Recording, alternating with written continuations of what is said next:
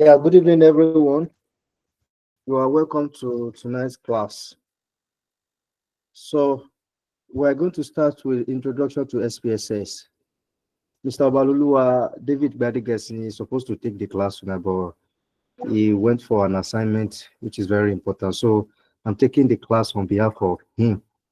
So, let's start with the SPSS, the introduction to SPSS. So, what is SPSS?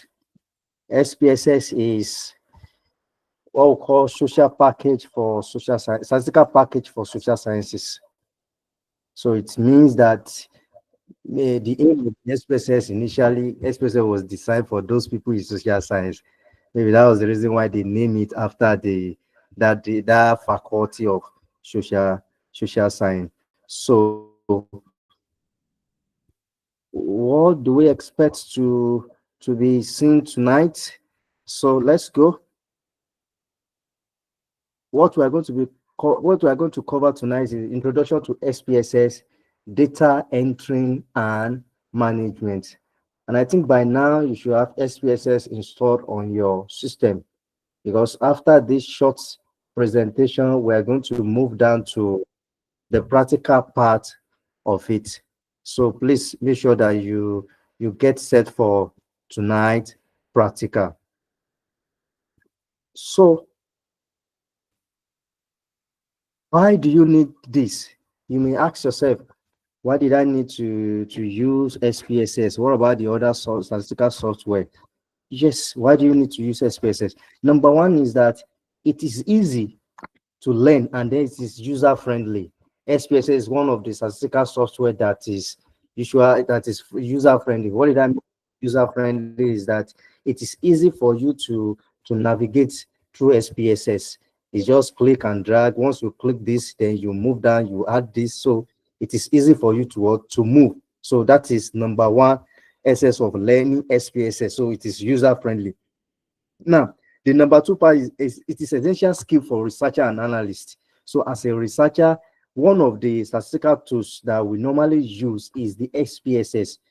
So SPSS can handle a lot of analysis that we perform both in science, social science, public health, or other field. So the SPSS can do it. It can also perform some advanced analysis. It can use for a modeling also. We can model through what? Through SPSS. So when we are talking about the SPSS, is one of the statistical package that's mostly widely used compared to other packages that we are bringing in, the R and then the Stata. So they are still new compared to to the SPSS. So tonight, those are the things that you should be able to do at the end of this lecture. So at the end of this lecture, you must be able to handle data entry with SPSS. So at the end of this our lecture, the data entry should be your easy task that you can do. How to enter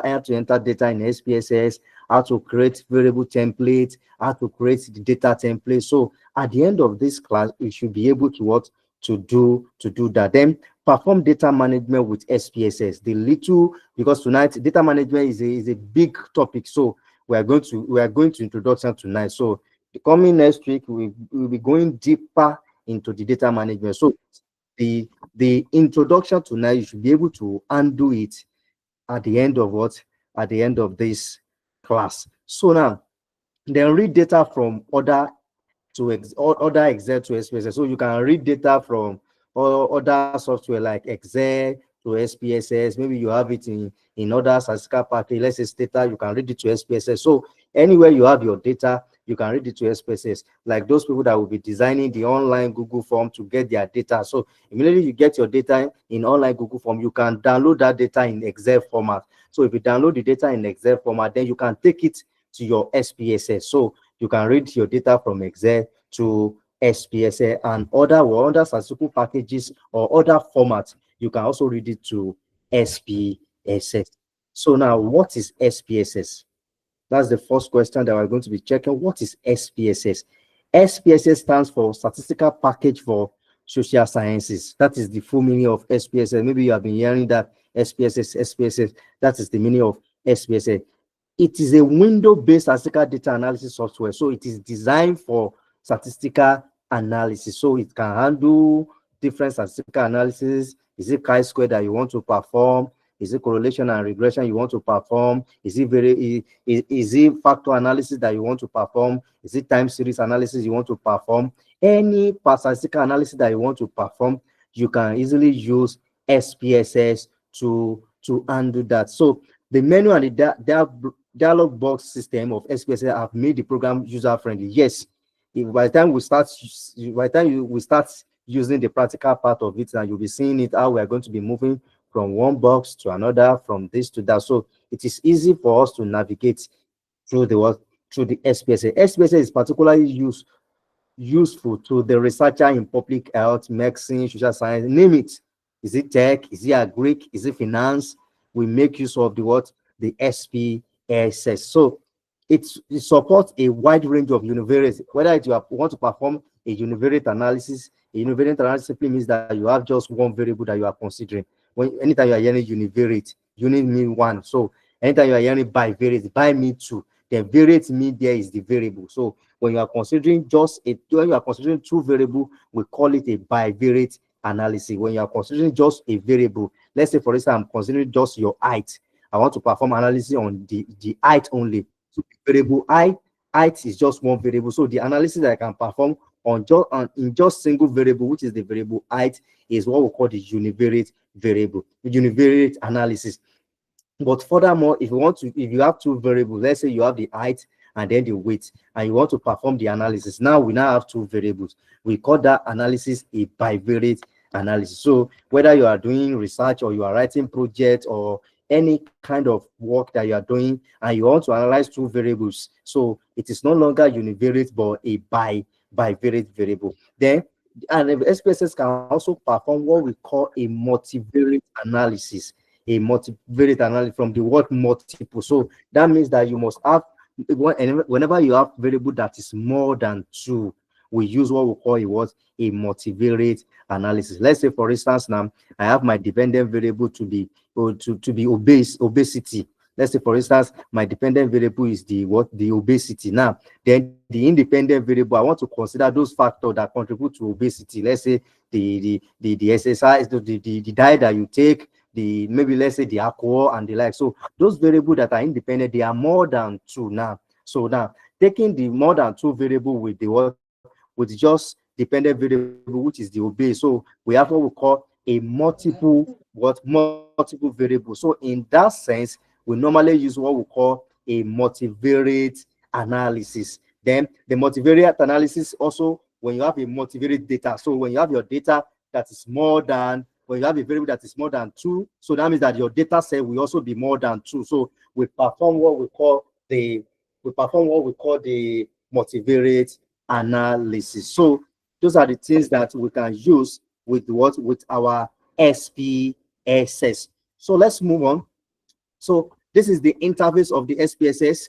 So if you look at this interface, it is user friendly. So if you open your dialog box of the SPSS, if you launch your SPSS, so you will see this interface. So all these things that you are seeing here, we have the data view, we have the variable view. You can see all those menu bar, the toolbar, everything. We are going to be checking them one after the other in this class in such a way that if you are handling any analysis starting from today, after this class, if you are handling any analysis or you have a project that you are carrying out, you should be able to distinguish or to be able to navigate through your SPSS interface. So let's move on.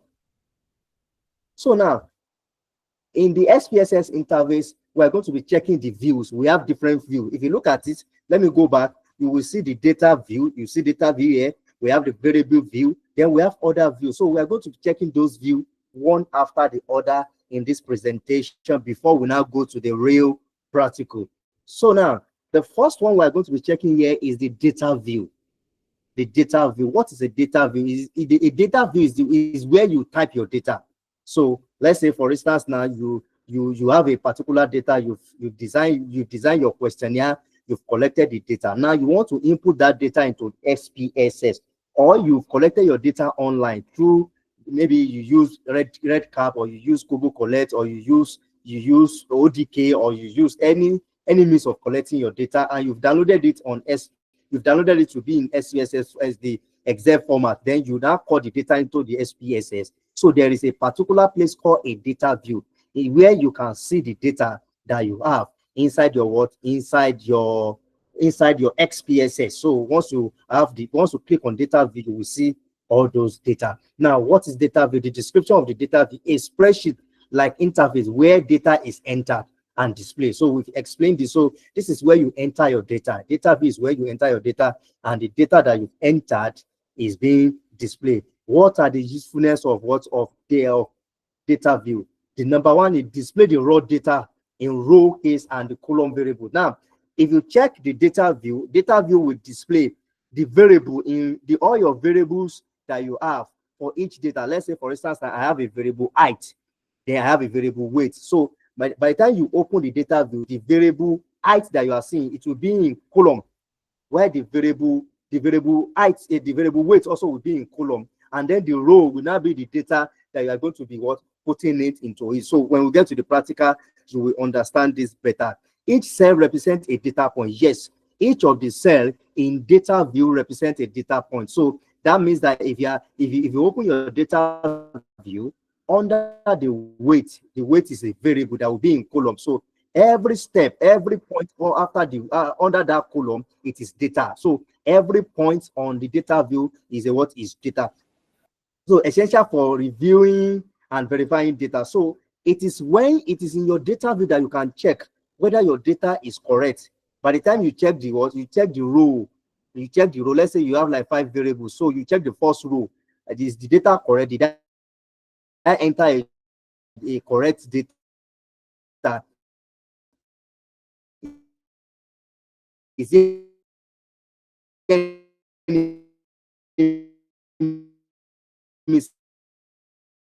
data before you even start your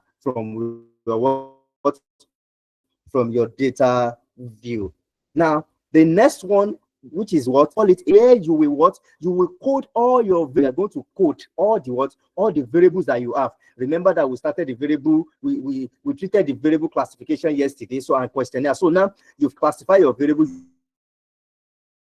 you've designed your questionnaire, now you've gotten your data from the field. Now you want to put that data in the SPSS. The first thing that you are first of all going to do, where you insert all the variables that you have inside inside your questionnaire. So now in that variable view, we now have different under the variable view, we have different columns, in which we are going to be taking one after the other. The first one is the name. Let's say, for instance, now you have that in that name that you are going to write the blood pressure. So you are going to write it in in the name. So in your variable view, there is where you are going to insert your the name of the name of the variable that you want to input into the SPSS. Another one is that we're going to be checking under the variable view is the type. Type divide the type of data. We've mentioned it yesterday. So is either numeric, string, or date. So you can have a numeric. So if you have a numeric are what are those data that are that are ratio, or that are interval. Then there is another one that we mentioned yesterday, which is a qualitative or categorical variable. That one, they are nominal.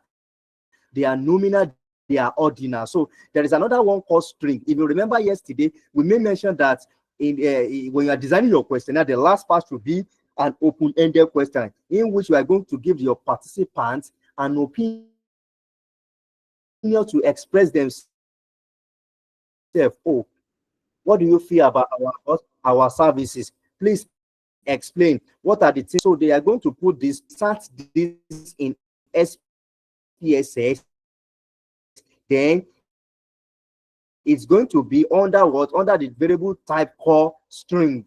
Under the variable type called string. Let's say, for instance, now you now have a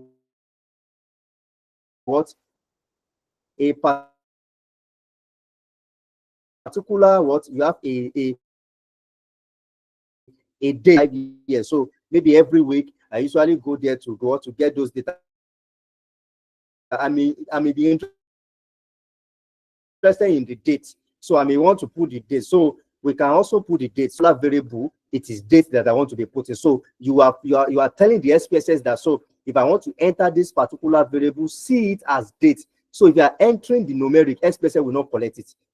In numeric, SPSS will not collect it except to change it to string. So you should be able to differentiate your variable, whether it is string, whether it is numeric, whether it is categorical, or whether it is date. So we move to the next one. The next one is called the label. The next one is called the label.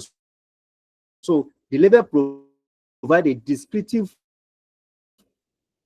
names for the variable. Let's say, for instance, now I'm asking them, I have number one question to be, do you believe that eating overnight can cause obesity? Now, look at that question. You cannot type that question under the name. You cannot type on that question under the name because there are some character that you cannot type under the name. Number one is you cannot under the name you can't put space. SPSS will not collect space from you. So let's say, for instance, now you want to type that one that, oh, eating lately in the night can cause obesity. That means that if you are typing it, you must put space in which the SPSS will not take it. So, but in the case of this, instead of typing it under the name, you can type the name to be section. You can type the name to be section 1. So that means that I'm having the first question, or you can type it as Q1. So that means that first question under the name, you just type Q1, but you will now go under the label. It is that label that you are going to express yourself. By the time we start doing the practical and you understand better, it is under that variable that you express yourself that, oh, question 1, name is question 1. You will now go to under variable and write it there. Eating late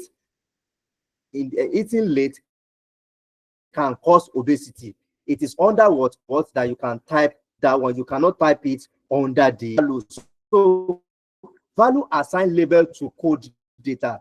Let's say, for instance, now in the name now I'm going to put gender. So getting to the type will change to what? Will change to category, or since it is gender, is either yes or is either male or female. I will change my type of variable to be nominal.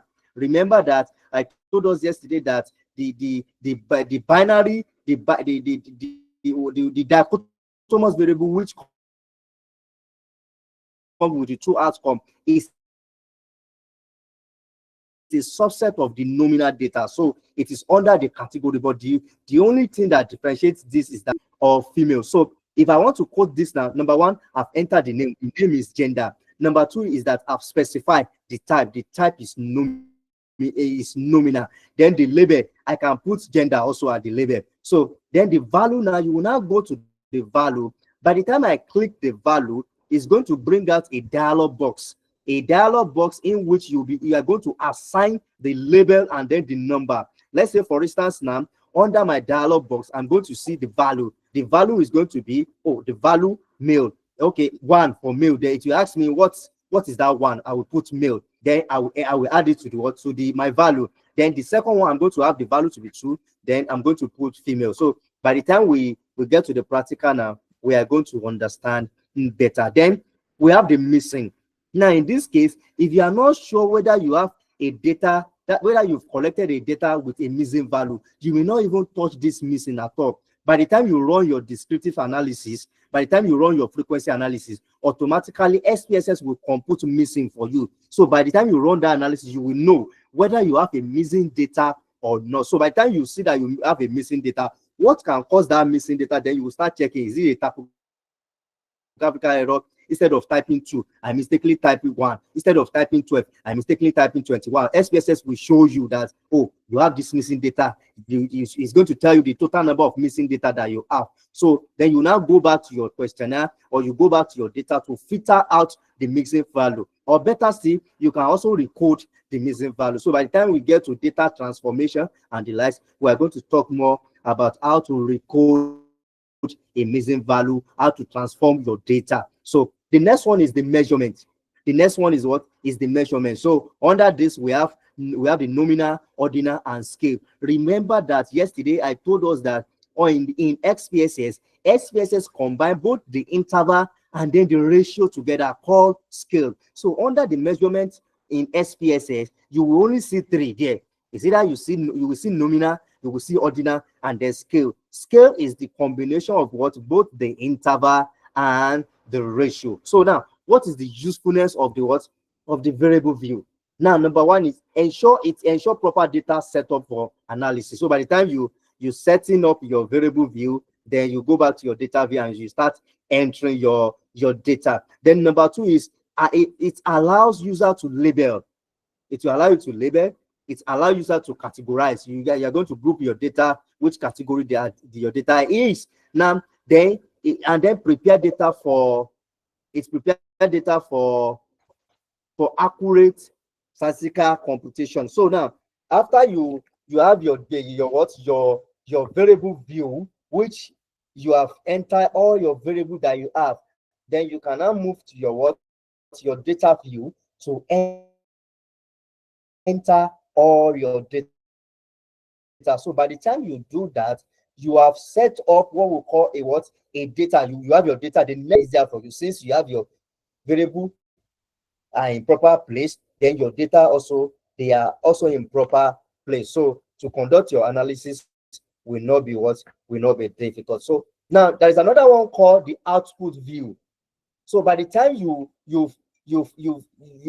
have your data already, then you want to carry out your analysis. So any analysis that you are carrying out, the result is being coming out. The result is called what the output. So there is another view in SPSS called the output view, then in which is going to display the result that you have. So what is the description for the output view? It's display the result of statistical analysis, yes, including the table, your chart, your test.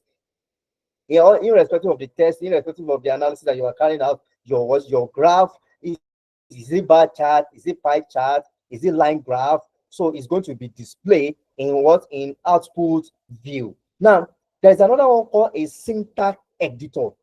One of the beauty of SPSS is that if you are the type that you love coding, there is a part of SPSS in which you can write your code. If you don't want to be doing click and move, click and move, click and move. But if you are the type that you are familiar with the click and move, well, all well and good. So SPSS provided these two. If you like, you can type your code and it will run it. Now, then also you can just click and move on. But the beauty of the SPSS is that by the time you click and you move on, by the time the output is out, by the time you have your output, it's going to show you the code. The code will come out first, then you will see the output. So it means that if you want to type that code, if you are typing that code, if you put the same code that you see there, it's going to produce the same result. So the output of the SPSS generates a code or the syntax in which the SPSS use in running that particular analysis. So then after under the syntax editor, you can save your code for future purposes. Now, another one is what we call the menu bar. The menu bar. So what is the description for the menu bar? A menu bar is standard menu bar with drop down is where you will see all the analysis that we want to perform, all the several functions we have in the menu bar. Then the first one is the file. Under the menu bar, we have the file. So file is when you click on your file, you will see open, where you can open. Let's say, for instance, now you have your data stored in somewhere in your desktop, on your desktop. So let's say you have your data in SPSS stored on your desktop. So immediately you click file, then you open. So immediately you press the open, you will see where you can export your data. So you can export your data, you can import your data. So I want to import my data from the Excel that I have in a particular document stored on my PC. I want to import it to my SPSS. So under the file, you will see the open. So from open, you can go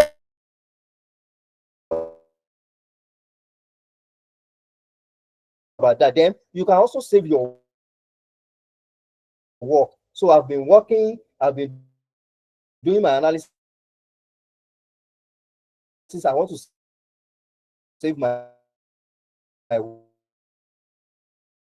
work. You can do that under save. So you will save it. Then you can also export.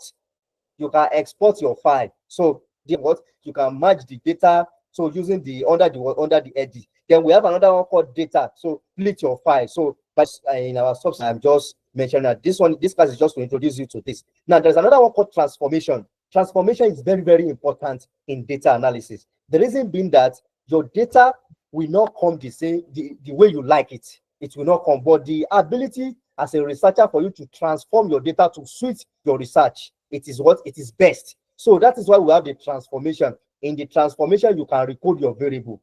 Let's say, for instance, now I've collected my data I've collected my age to be numeric. So I've collected my age to be numeric.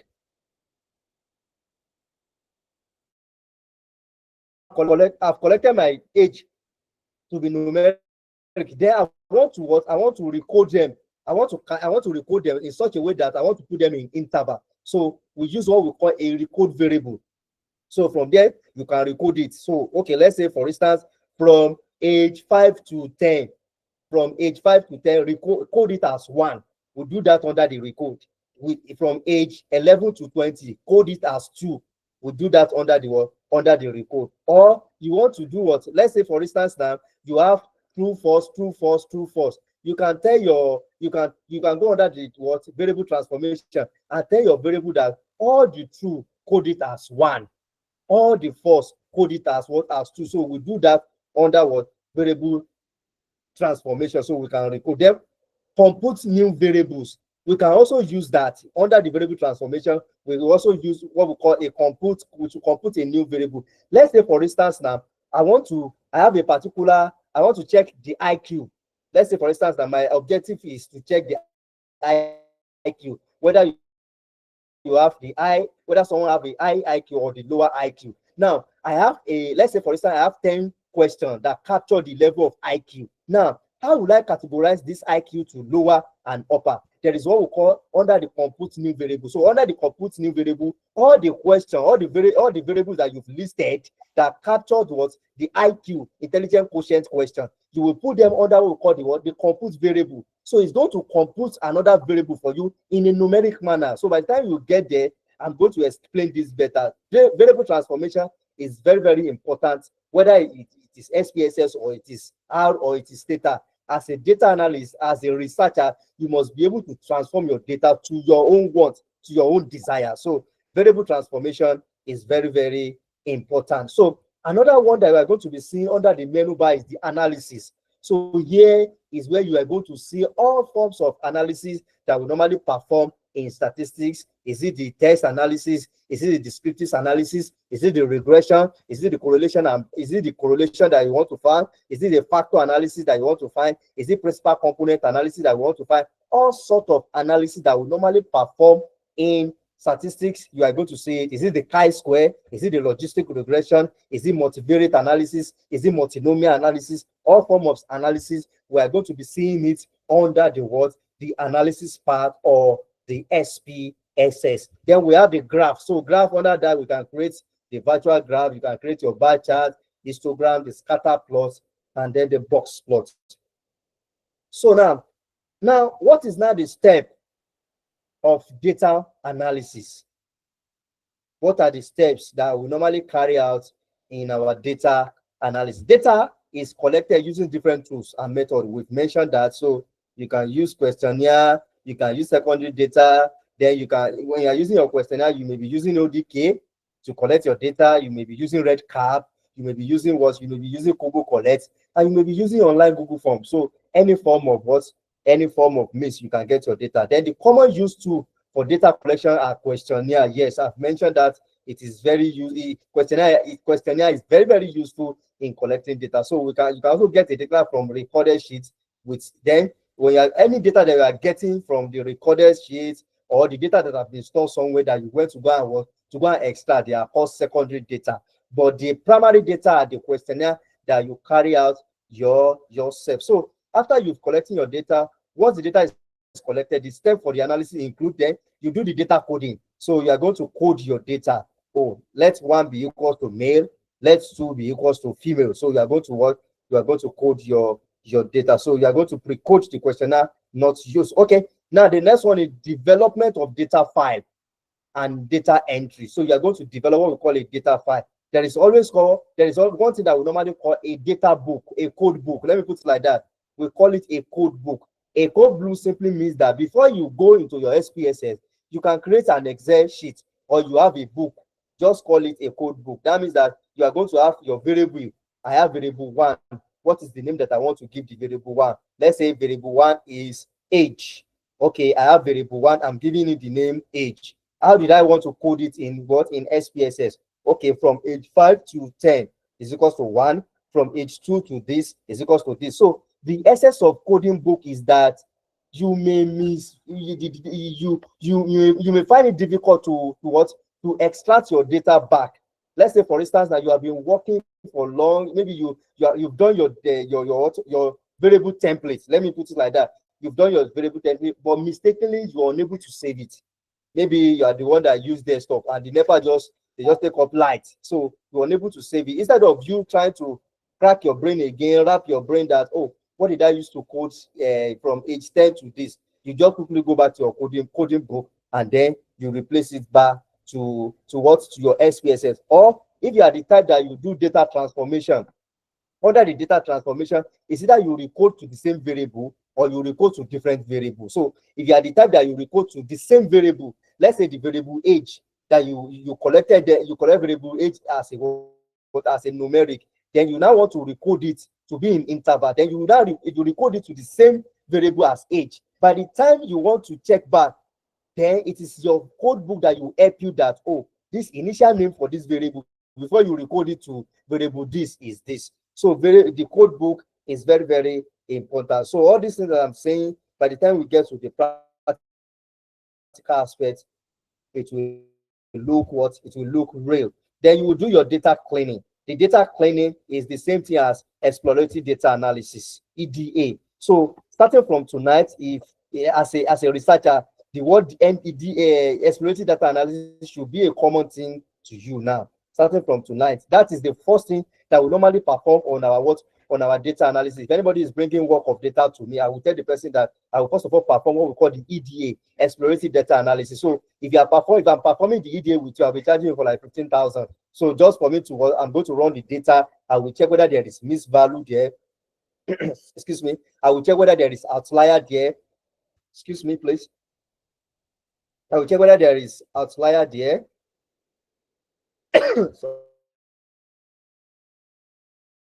Sorry, I will check whether there is outlier. I will check whether there is mixing value. So by the time I perform my EDA will do what? Will bring all these things out to me. And then the part of the EDA is that I'm going to plot that data.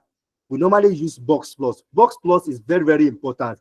As a researcher, you must be able to use that graph called box plots. The essence of box plots is that we normally use box plots to check whether your data is normally distributed, whether your data follow a normal distribution. So we're going to be talking about that in our subsequent class. So by the time you do all those things, then you've performed what we call a data cleaning. There is another one called data screening. You will check your data that you've collected, whether the assumption for using those tests that you want to perform, whether that data satisfy it. Like for instance, now, if you want to use a chi-square, let's say for instance, I want to use a chi-square. So I will check the assumption for using chi-square. Is my variable that I want to perform chi-square on, is it a categorical variable? That is one of the assumptions of what? Of chi-square. Is it a categorical variable? So by the time I check my data and I discover that that data is not a categorical variable, it's a numeric variable, that means that I cannot perform a what? A chi-square. I cannot perform chi-square on that what? On that variable. So that means that I have to look for the what? The analysis that what? That suits what? That suits my what? My data. So that is what we call the data screening. So by the time you are through with the data screening, then you will now know the suitable analysis that you can perform on your what? On your data.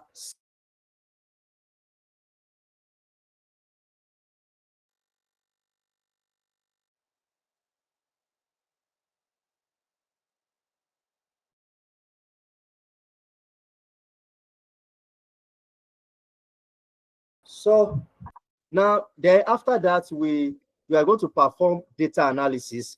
Then after your data analysis, then you have your results. So after getting the results, then you can what you can interpret your results. So after the interpretation, then you relate it back to the real life. So those are the things that we're going to be doing in this data class. So now the generating a data file. So the first step is creating a data file to give a name and define the variable. We have explained this in my word in my explanation. So then you categorical variable, then you can group your variable. This variable sex, M means male, then F means female. So you can have that in your code book. Then the religion, one is equals to Christianity, two Islam, and three others. So those are the things that you have to what have in your code book. So once you have this in your code book, then you just transfer it to your SPSS. So that this thing also continues. So we can have this. If you look at this now, we have the marital status. Marital status, one means married, two means unmarried, then three means other. Then have a diabetes mellitus. Is it that zero is no, then one is yes, then three I don't even know. So we have a quantitative variable. We've explained this yesterday. The age of the respondent, monthly family income, systolic blood pressure, diastolic blood pressure. Then suppose we have decided to use V1.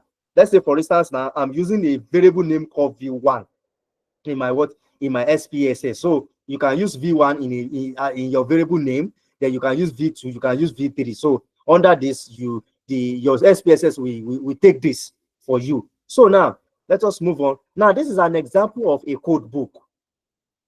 This is an example of a code. If you look at this now, the name under the variable name, I have V1, but the actual variable name that I have in my questionnaire is the year, is the age in year. So if I want to code this now, I will first of all put the V1 under the variable name. Then under the label, I'm going to write age in year. Remember that SPSS cannot take space under the name variable. So that is why I'm indicating this as V1. So variable one, you will now go under the what? Under the label, and then you write it to the what? Age in year. Then the variable code, it's going to be the actual year. Let's say 3, 4, 5 that the person have filled. Now, if you look at the second one, we have the variable name. I name it as V2. Then the actual name is the sex. So you can type it this one under the label. Then under the code, which is under the value. So we're going to code this. So my M is representing male, then my F is representing female. So I can have this in my code book. That is, if I want to write it in my SPSS,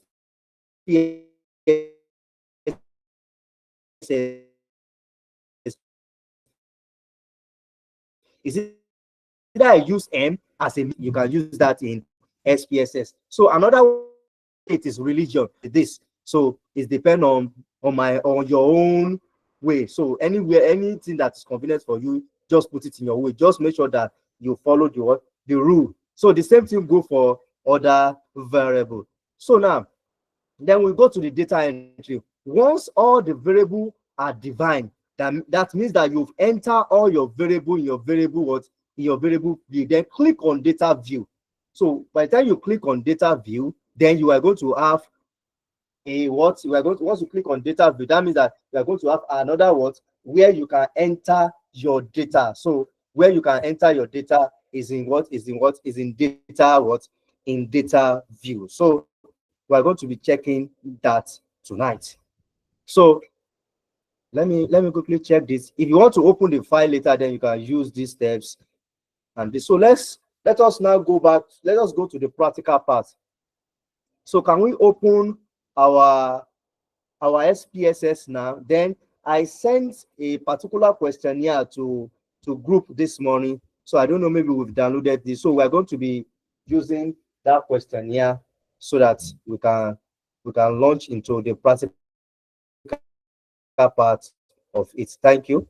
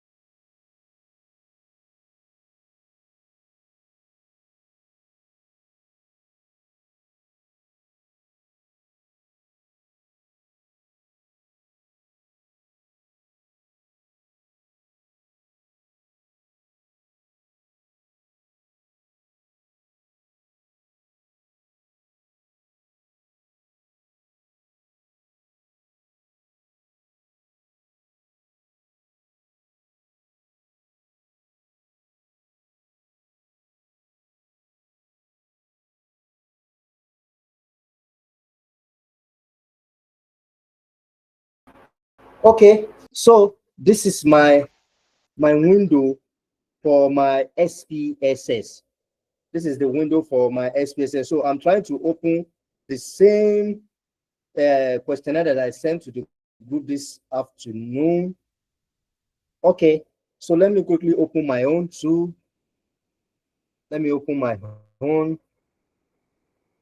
Okay, so now the section A that I'm having in this questionnaire is the demographic part of it.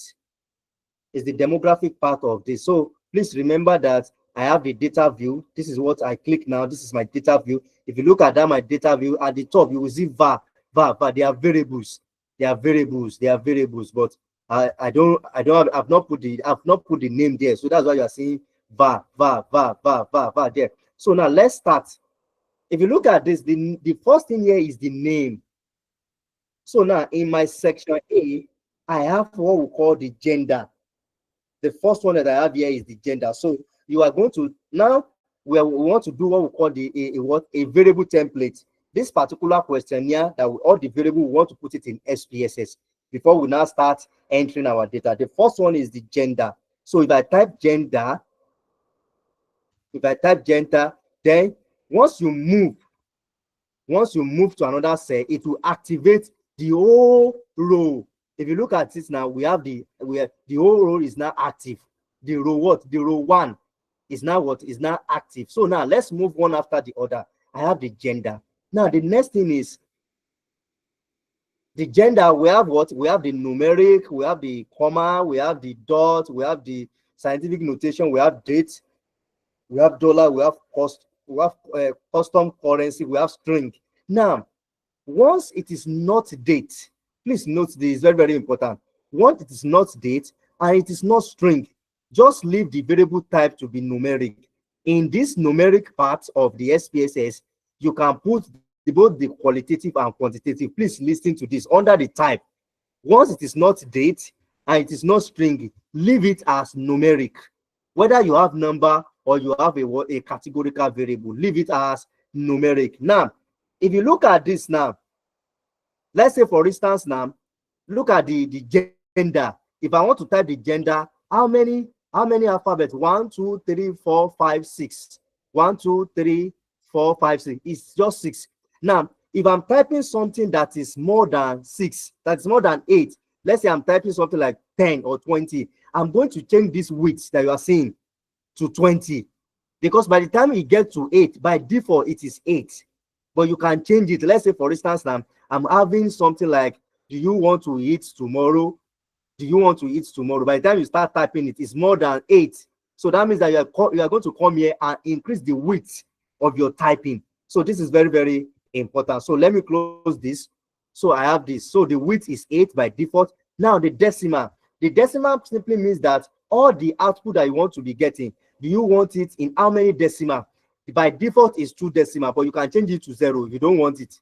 You just put 0 there, so it is 0. But you can increase it. If you want 3 decimal, you will increase it. If you want 4, you will increase it. If you want 5, you will increase it. But if you don't want anyone, you want the whole number only, just put this one to be 0. Now, under the label, remember that I can put that what the gender. Let's say for instance I want to put gender. Let's say I want to put gender of the responded.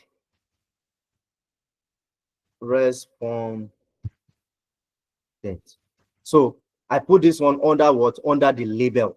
So gender of the respondent. Remember that if I want to put gender of the respondent under the name, it will not contain it, because SPSS don't accommodate space. But that is why there is what we call a variable label. So we have a label here in which you can type it there. So now we move to the value.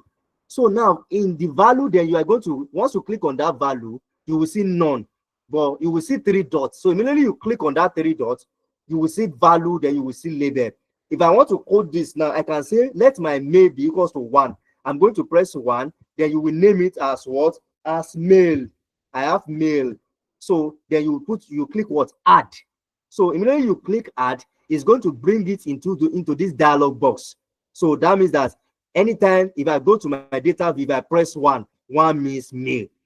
So now you also go for the female 2. Let female equals to 2. Then you are going to type what? Female. Once you type the female, you will add to it. Immediately you add it. So you've coded it like this. Your male is 1. Your female is equals to what? Is equals to 2. So you press OK. So that means that it has stored like that. So now leave the missing, leave the column, then come back to the measurement. Come back to the what? To the measurement. So now we come back to the measurement. If you look at this now, we see nominal, we see ordinal, then we see scale. With what we taught yesterday, the agenda is what is nominal. Just put the nominal there. So by the time you do that, you successfully enter a variable what? A variable gender in your what? In your SPSS. Now the next thing is the class. The next thing is the class. So now we want to code class. So the next thing is the class. So let's quickly check the class now. Let's code it. So now by the time I come back here, I'm going to have what? I'm going to have a what? The variable name is class. I have class. Then let's move on. Numeric. Leave it as 8 because this one is not even up to 8. Then let's put this one to be 2 decimal. So you can type this one to be what? Class of the respondent. You may decide not to type it, so it does not mean anything. Class of the respondent. So under this class, then you come to the what? To the value. You want to code the class now. Let's say, for instance, now number 1. Let's the 1 be SS1. SSS1. You will add it. Then 2 to be what? To be SSS2. SSS2. You are going to add this. Then 3. Let 3 be equals to what? SS3. So by the time you add this, then you will do what? You will do the addition. So by the time you add this like this, so that means that you've successfully what?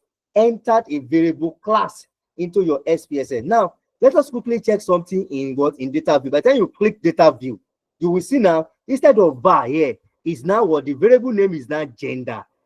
Instead of var here, the variable name is now what? Is now class. Is now what? It is now class. If you look at this, it's showing me scale. Remember that we've not specified the type of measurement for this. Let's go back.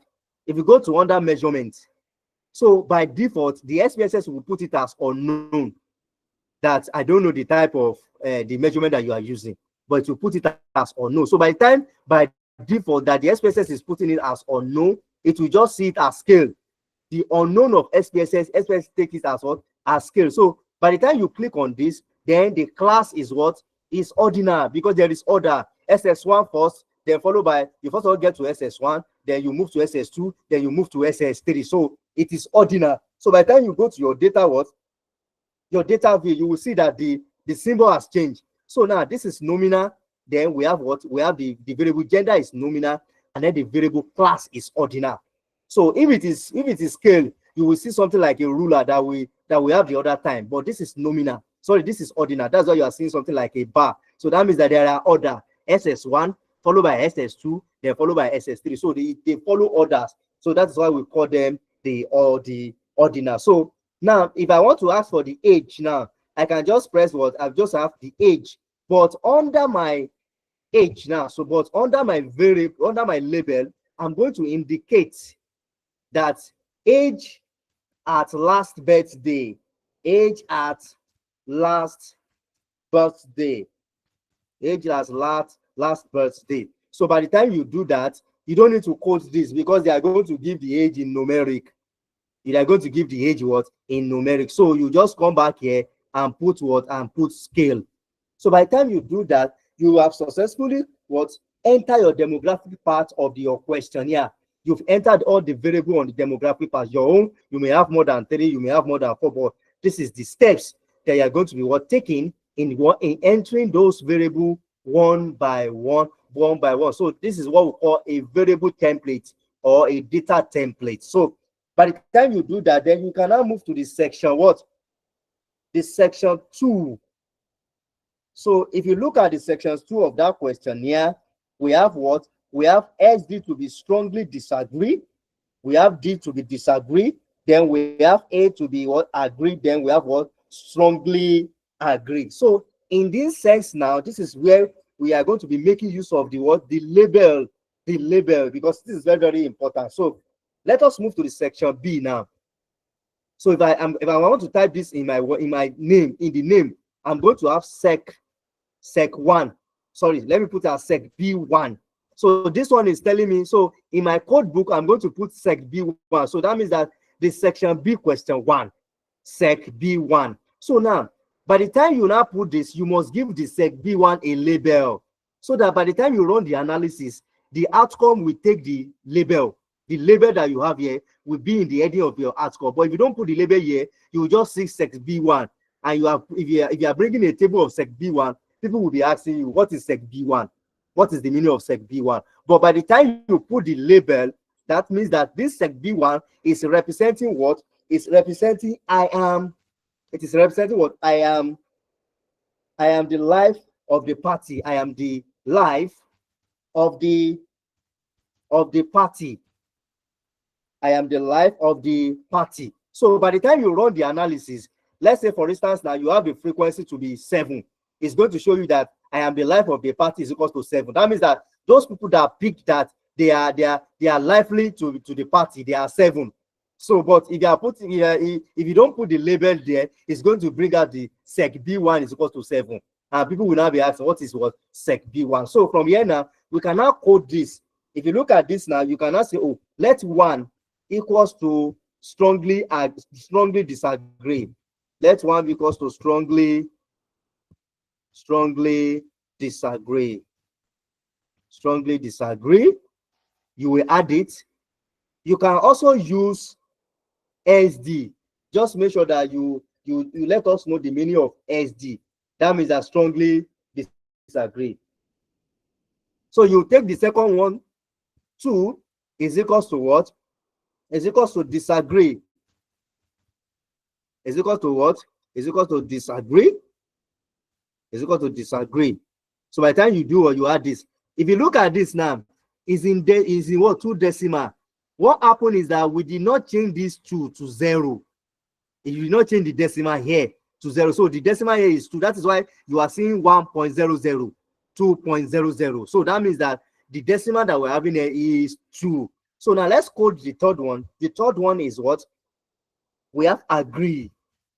We have agree. So you will add it to this. Then the next one, which is number 4, is the strongly agree. Strongly agree. So we have the strongly agree. So you add it. So now you press this. So now, by the time someone like me now, if you ask me, am I a life of party, and I pick strongly what? Strongly agree. So that means that if I come back to my variable what? My data view, if I pick strongly what? Strongly agrees, that means that you are just going to put under this now, you are going to put 4. So by the time you put 4 here, let's say for instance, my gender is male, I put 1 here. Let's say for instance, we are in what? Let's say it is SS2, you put 2 here. Let's say for instance, the age is just age to what? Age 22. Let's say I put 22 here. So if you look at this now, we have what? The male, we have the SS2. Remember that it is 1 that I put here. I put 1 here, but it appeared to be what? To be male. Then I put 2 here. This one appeared to be SS2 because I've coded it that anywhere you are seeing 2, call it SS2. Anywhere you are seeing 1, call it male. So anyone you are seeing 4, call it what? Strongly agree. So, but you can change this. By the time you come here, look at this button. You see 1, you see A. This button change numeric to alphabet. You can change your number to, by the time I click this now, it will change to number. Can you see now I have 1, 2, 22, and 4. By the time I click it back, it will change to what? It will change to alphabet. Let me click it back. Can you see now we have the male, we have SS2. It's because this one is numeric. We did not code it with anything. That's why you are saying 22. Then 4 is strongly agree. So you can change it from here. You can switch it whether you need number or you need what you actually have. So let's quickly go back again to our variable view. By the time we go back, let us change this one to 00 decimal. Let's change this to 00 decimal. So this is how you are going to do. Let me do the second one again. Then we move to the section C. Let me do the second one again. Then we move to section C. So we have the sec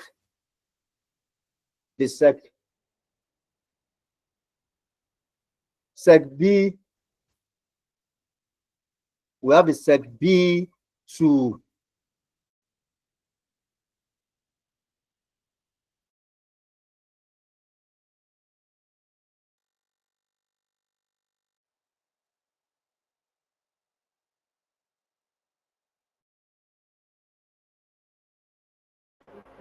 Okay, sorry, just read the comments now that I am a bit, I'm too fast, a bit fast. Let me put it like that. Sorry for that. So I'm going to slow it down.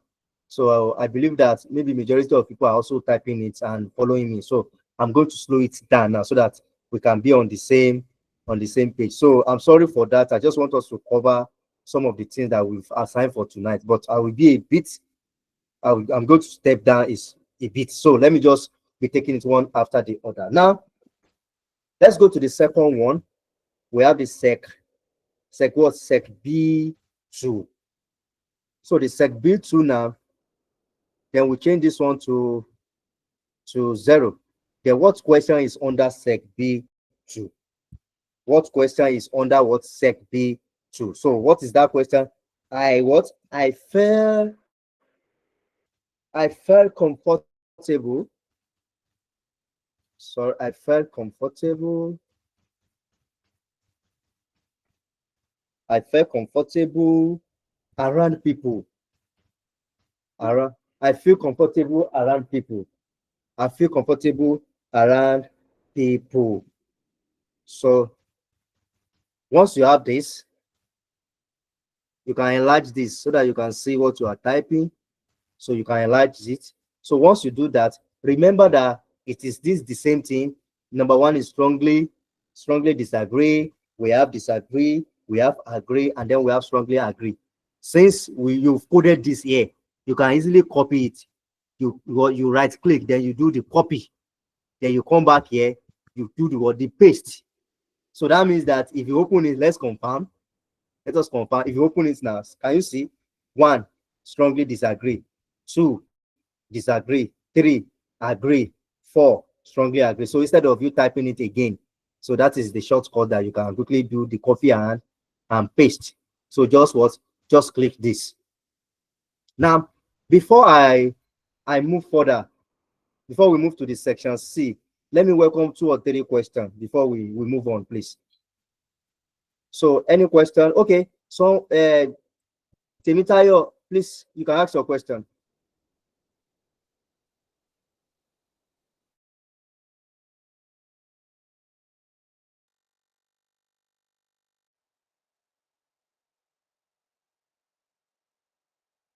Good evening, sir. Hello, good evening, sir. Hello, sir. Hello, good evening, sir. Good Actually, evening. Good the evening. question was Please that go. Please go on with your question. Please go on with your question. actually it has been said to others have had the same question I wanted to ask. Thank you, sir. What's the question? What's the question, please? You were too fast. Oh, sorry, ma. Sorry, ma. You were too Sorry, ma. fast. Okay, sorry, ma. So I'm going to take it slowly now. Sorry, ma. Then let me read from the chat box. I don't know, maybe we have question from online. So let me quickly from our YouTube channel. So let me read from the one I'm seeing here. Please, The first question is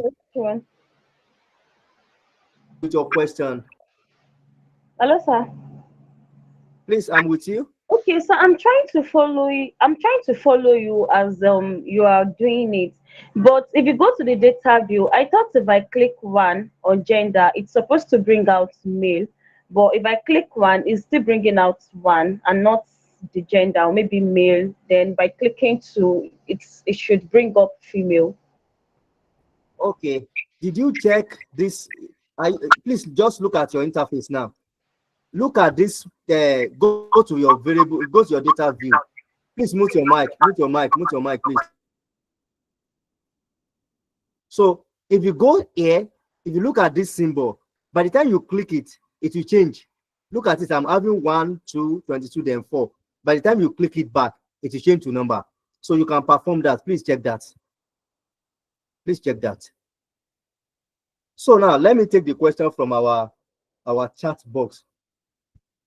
Okay, please can you give a recap of how you arrive at the gender, numeric, and others? Okay, good. I'm going to do that again. Now, another question here is, please go back to the value. How do you add the value? Okay, I'm going to do that. Sir, please, how do you highlight it? How do you highlight? Okay, I'm going to go back to that. So, good evening. My column for value is still showing none. You have to click that three dots that you are seeing there. Click on that three dots. Three dots is going to bring it out. And each time I input, it goes to none. Follow me as I'm going to explain it again. Please, can we get the recording for this? Yes, the recording is going to be available after the class. So let me quickly answer those questions so that we can move on. Now, from our variable view, we have the gender. Now, if you go to the numeric, if you go to the numeric, you are going to see the different format. We have numeric, we have comma, we have dot, scientific notation, date, dollar, currency, custom currency, string. But mostly, what we normally use here is three things. We normally use numeric for our analysis. We use date, then we use string. Now, under the numeric, whether it is categorical or it is a what, it is a qualitative, we put them under, the type is under numeric for SPSS. SPSS has grouped them under the numeric, but under the measurement, it is where what differentiated them under the measurement. So once you pick numeric, provided that it is not string, I think I've explained string. Let's say, for instance, now I ask you, okay, what do you observe about this lecture? And you are writing what you observe about this lecture. So if I want to input that in my SPSS, it's going to be in the numeric, it's going to be in what? In string form. So I'm going to change that one to string so that I can be able to type all the questions that you are to, all your suggestions, so that I will be able to type it on in the XPSS. So that is the essence of that. So here we are going to be picking numeric. So once you click OK, then we move to the width. I've explained the width. So the width will determine the number of spellings, the number of alphabets that you have here. So if the number of alphabet that you want to type here is more than 8, you will just increase your width of this. So the same thing goes with this. Now, the decimal is, you are checking how many decimal places do you want. Is it 0? Is it 1? If it is 1, you are going to increase this to 1.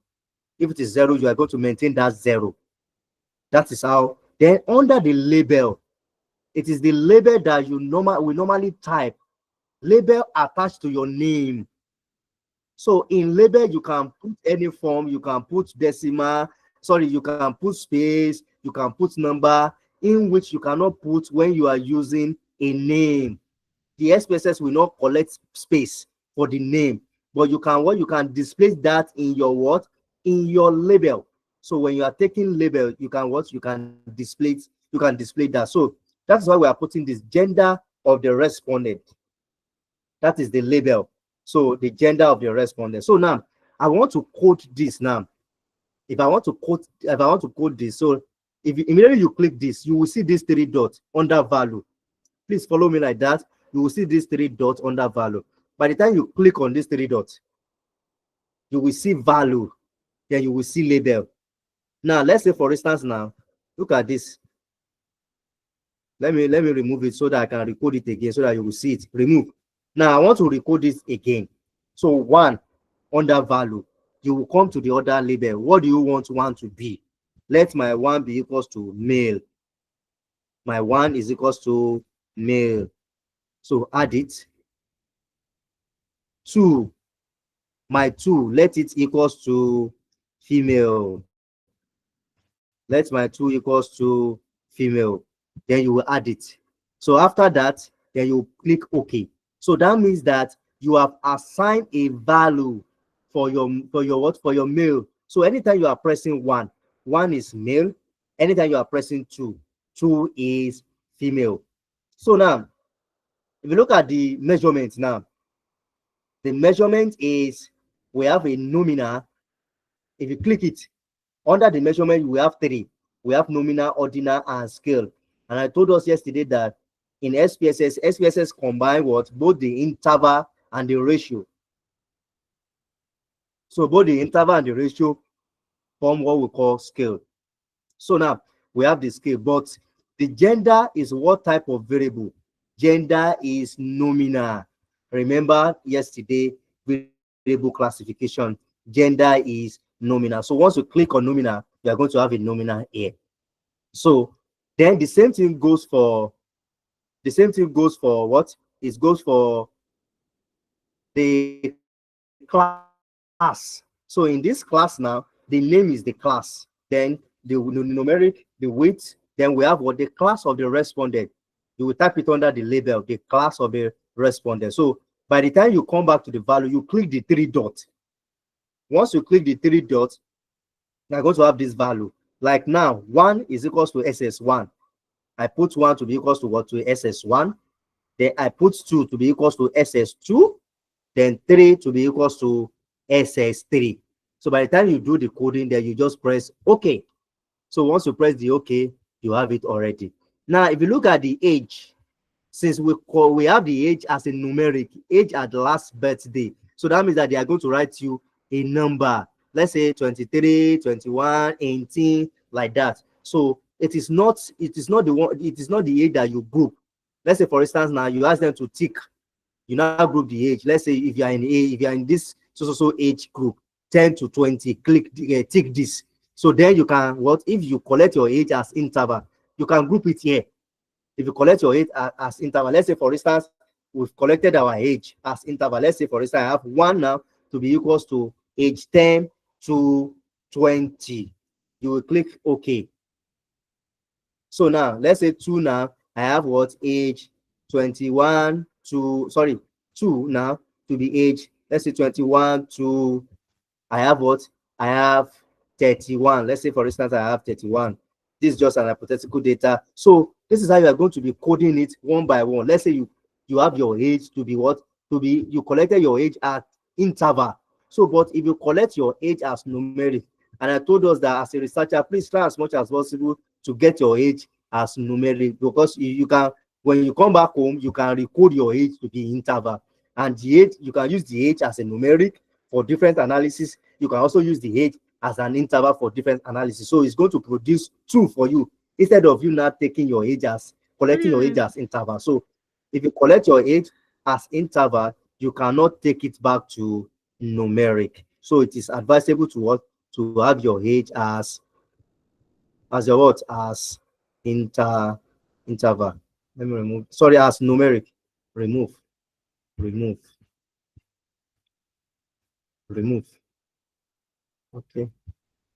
Okay. So now, if you look at this section B now, the section B of our questionnaire. Under this section B, we have the strongly disagree, we have disagree, we have agree, and then we have strongly agree. So now, the first question there is, I am the life of the party. You cannot type this under the name. SPSL will not take it.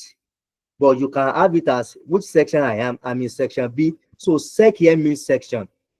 B here means the B part. Then 1 means question 1. So that means that question 1 under section B. That is the name I'm giving it. So what is now the label that will be under that?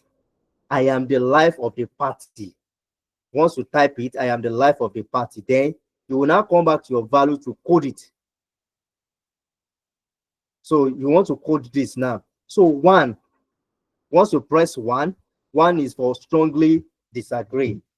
Then 2 is for what? Is for disagree. 3 is for what? Is for agree. And then 4 is for what? Strongly agree. So by the time you do that, just press OK. You have your data already. Now, it's because if you look at this section, if you look at number two question under the section B, we have what? I feel comfortable around people. So if you look at this, we cannot type that under name. That is why I put was sec B2.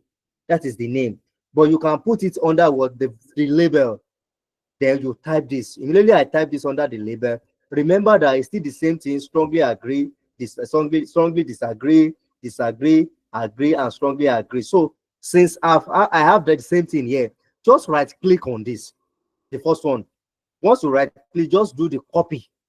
By the time you copy it, just come back here and also right click. Come back and right click. Immediately you right click, then you will see paste. So once you paste it like this, so it's going to appear as what? The same thing that you have. If I click it now, look, if you look at this, number one is the strongly disagree, number two is the disagree, then number three is the agree, while number four is strongly agree. So by the time you click OK, you have it in your what? In your data. So now, if you look at this,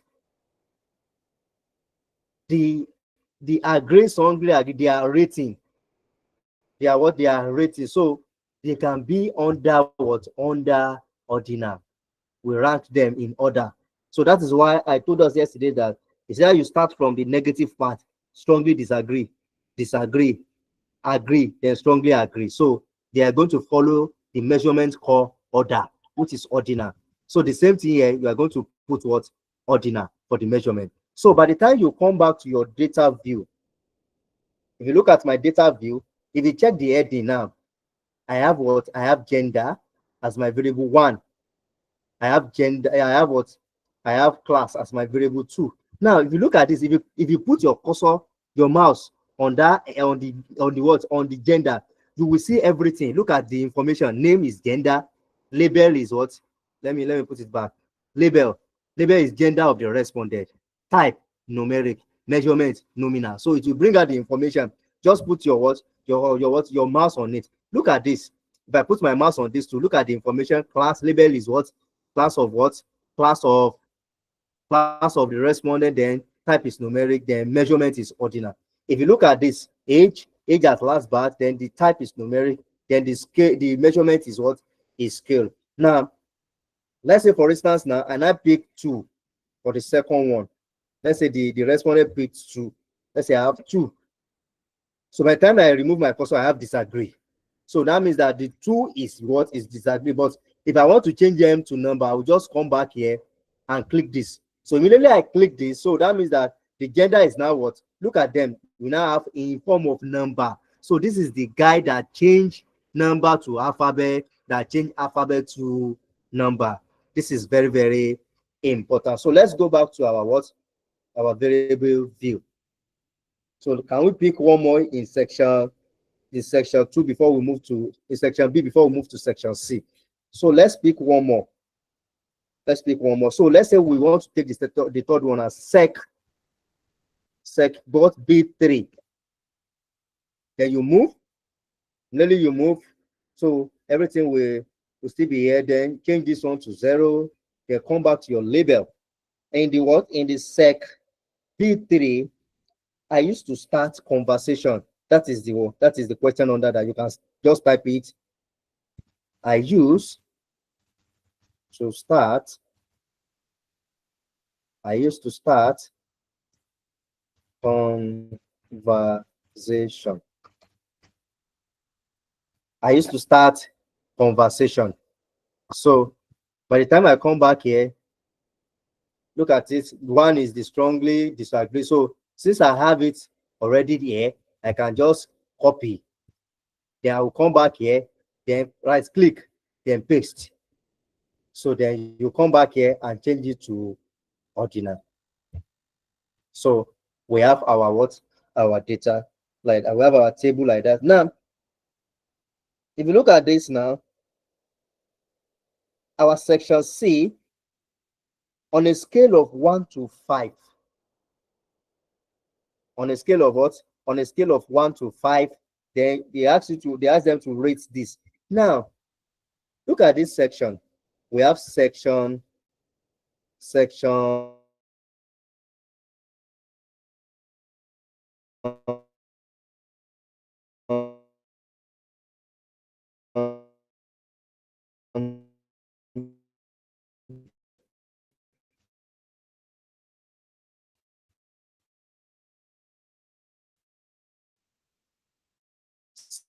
C1.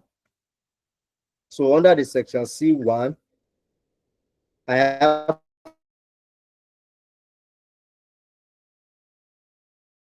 mathematics is the first one. Sorry, we have mathematics. So we have the mathematics. Now, if you check this now, under the scale of 1 to 5, 1 is least important, then 5 is most important. So now, anybody taking 1 now, 1 is the most what? We have more less important, then 5 is the most important. But if you check the scale, we have 1, 2, 3, 4, 5. What if someone now pick 2? That person did not pick 1. Let's say someone pick 3. That person did not pick what? Did not pick 3, did not pick 5. How will you code this? This is now where we call a variable transformation. So you are going to follow this step to look at what we have. Number 1 is what? We have the least important. You will add it. Then number 5 is equals to most important.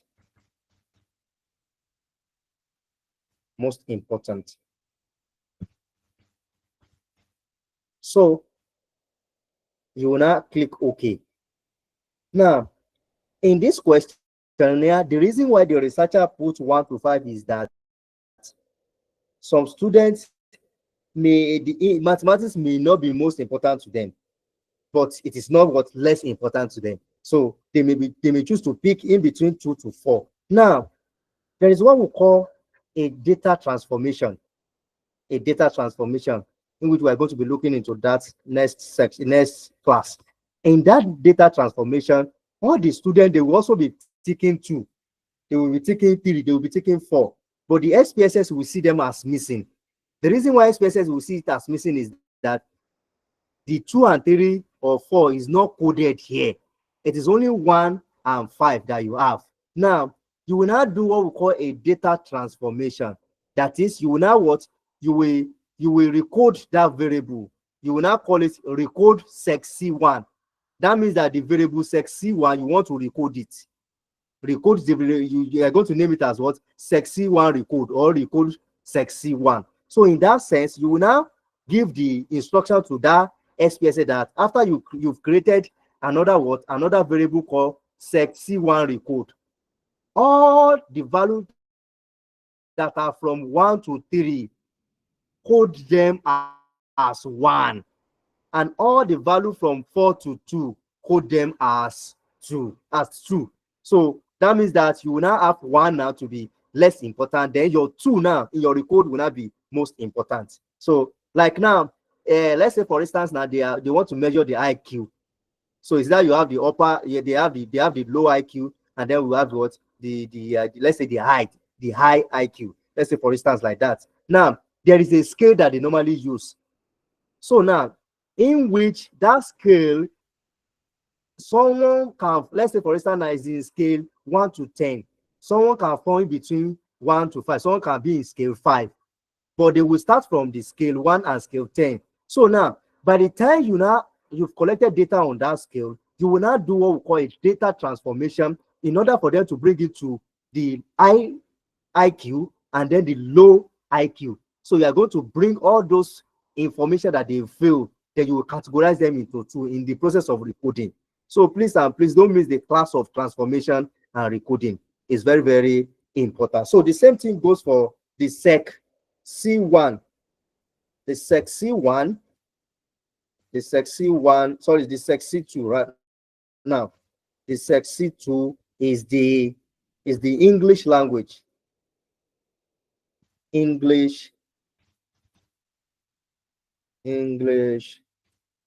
language.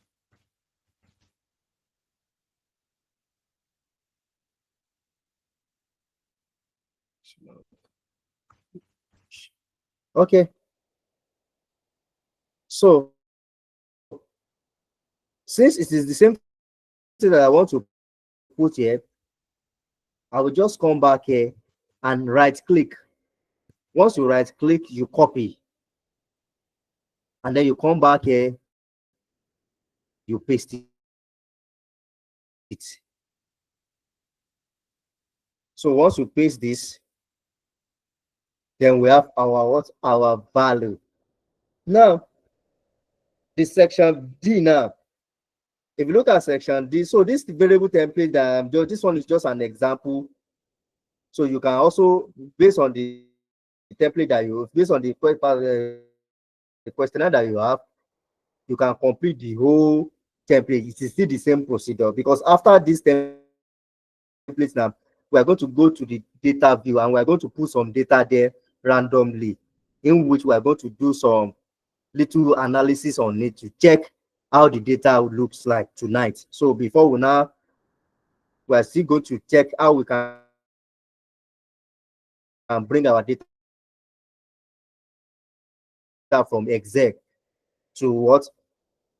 To SPSS tonight. So please don't go anywhere. We are still together. So since the outcome is true, is either less important and most important. So it's going to take nominal. Then since this one outcome is also true, we are going to take what? Nominal. So now let's go to the section D. The sec D now. Remember that view what makes success type a free way to write what right and right. So this to be string. Please look at that. Let me return it by numeric. Can you see width and depth? It will change to character. How many character do you want? So let's this thing that I want to type. Let me start with 10 so that you will see that the width strength like that. So let me now type comma factor of I'm coming contribute what factor contributes to what? To academic. What factor contribute to academic success? Now let's say for instance now someone like me now. Please let us look at this. This is now our string. Now let's go back to our data view. So I want to type for this now. Let's say I love reading.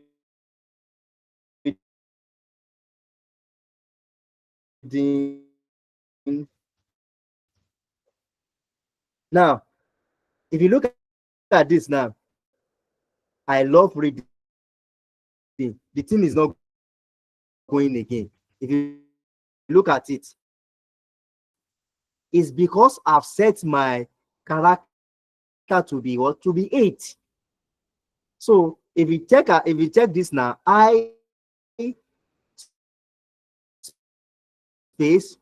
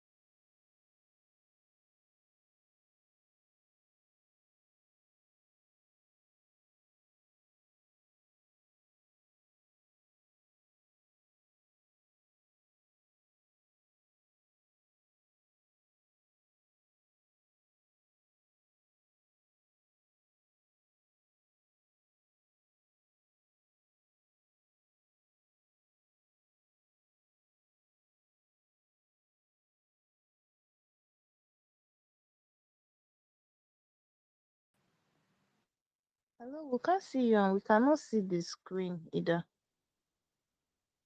Can't hear you.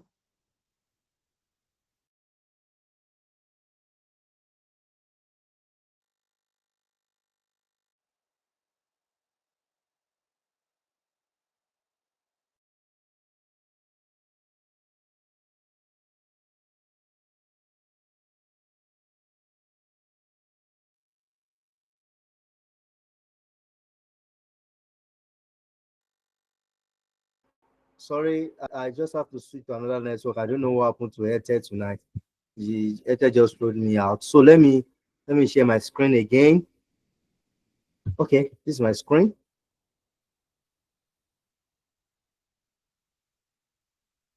Okay.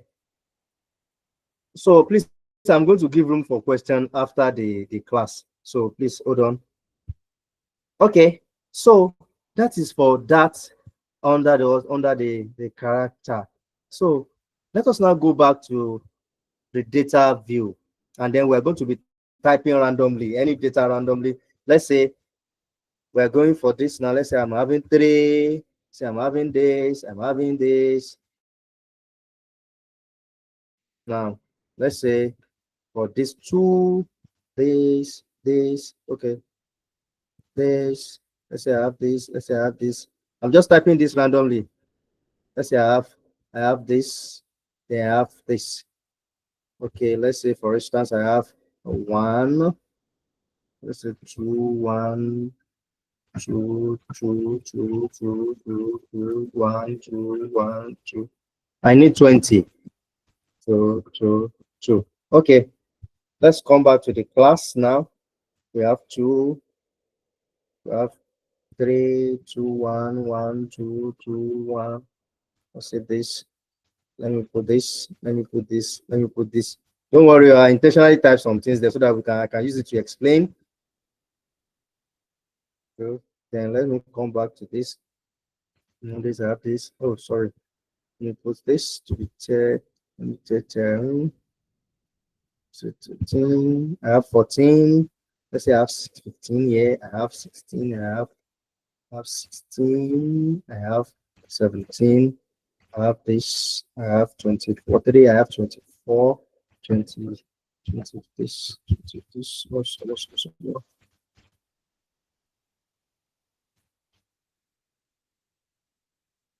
Okay. So 26. 21, 18, 9, 17, 9, 15, 19, 21, then I have 24. So let's say this I have 1, 2, 4, 4, 4, 4, 3. Okay, let me put it like that. So that's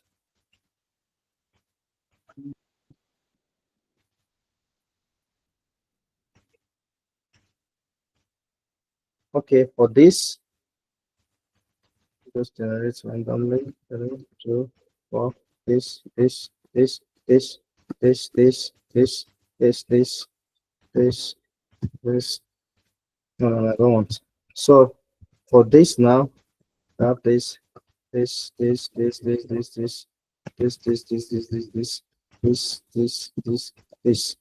for this, I have one. I have five. This.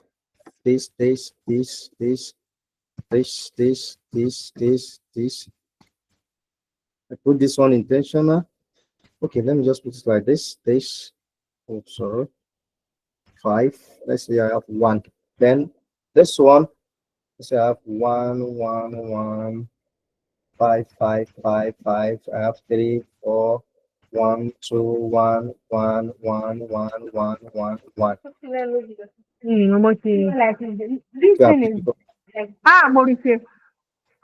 Yeah, please help us mute your mic, please. So let me just, because of our time, let me just write this thing down there so that we can quickly check and see. Control V, Control V, Control V, Control V, Control V, Control V, Control V, Control V, Control V, Control V, Control V, Control V. Control V. Okay, so now we have this now. Now, after you've inputted your data, the first thing is just make sure you save your work.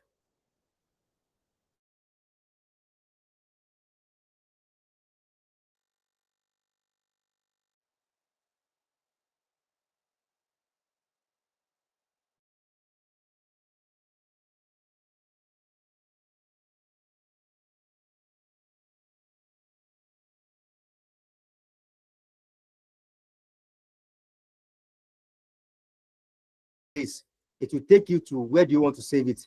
Maybe you are working for someone somewhere, you just save it. So I want to save this now. Let me just say I'll save this. So immediately you save it, this one will not come out as bold again. What did I mean by that? Look at this. If I press anything now, let me press one now, the thing will come out bold again. Look at it.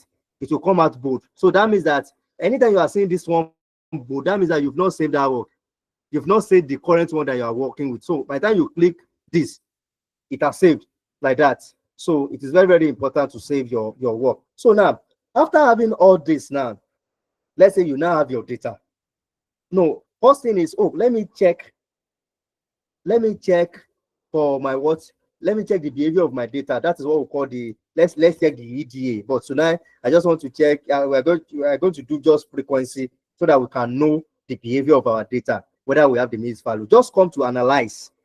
If you remember under the slide that I just presented, analyze, under the analyze is where you have all the functions that you make use of for your analysis. So immediately you come to analyze, then you will pick what we call descriptive statistics. Once you bring your mouse down to the descriptive statistics, you will see different dialog box. We have frequency, we have descriptive, we have exploit, we have cross tab, we have TOEFL analysis, we have ratio, we have PP plots, we have QQ plots. So we are going to pick descriptive, we are going to pick frequency. Immediately you click the frequency, it's asking me, what variable do you want me to compute frequency for? What variable? Let's say, for instance, I want this. Remember that, let me copy all. And you can copy all by Control A. If it is all that you want to find the frequency for, just press Control A, then you send them inside the dialog box. But remember that there is one string that we have in your own view. Just send that guy back. So you will send it out. So now, by the time you do this, let me press OK. So this is what we call the output view. One of the view that I explained to you. It is called your output view. Now, if you look at this,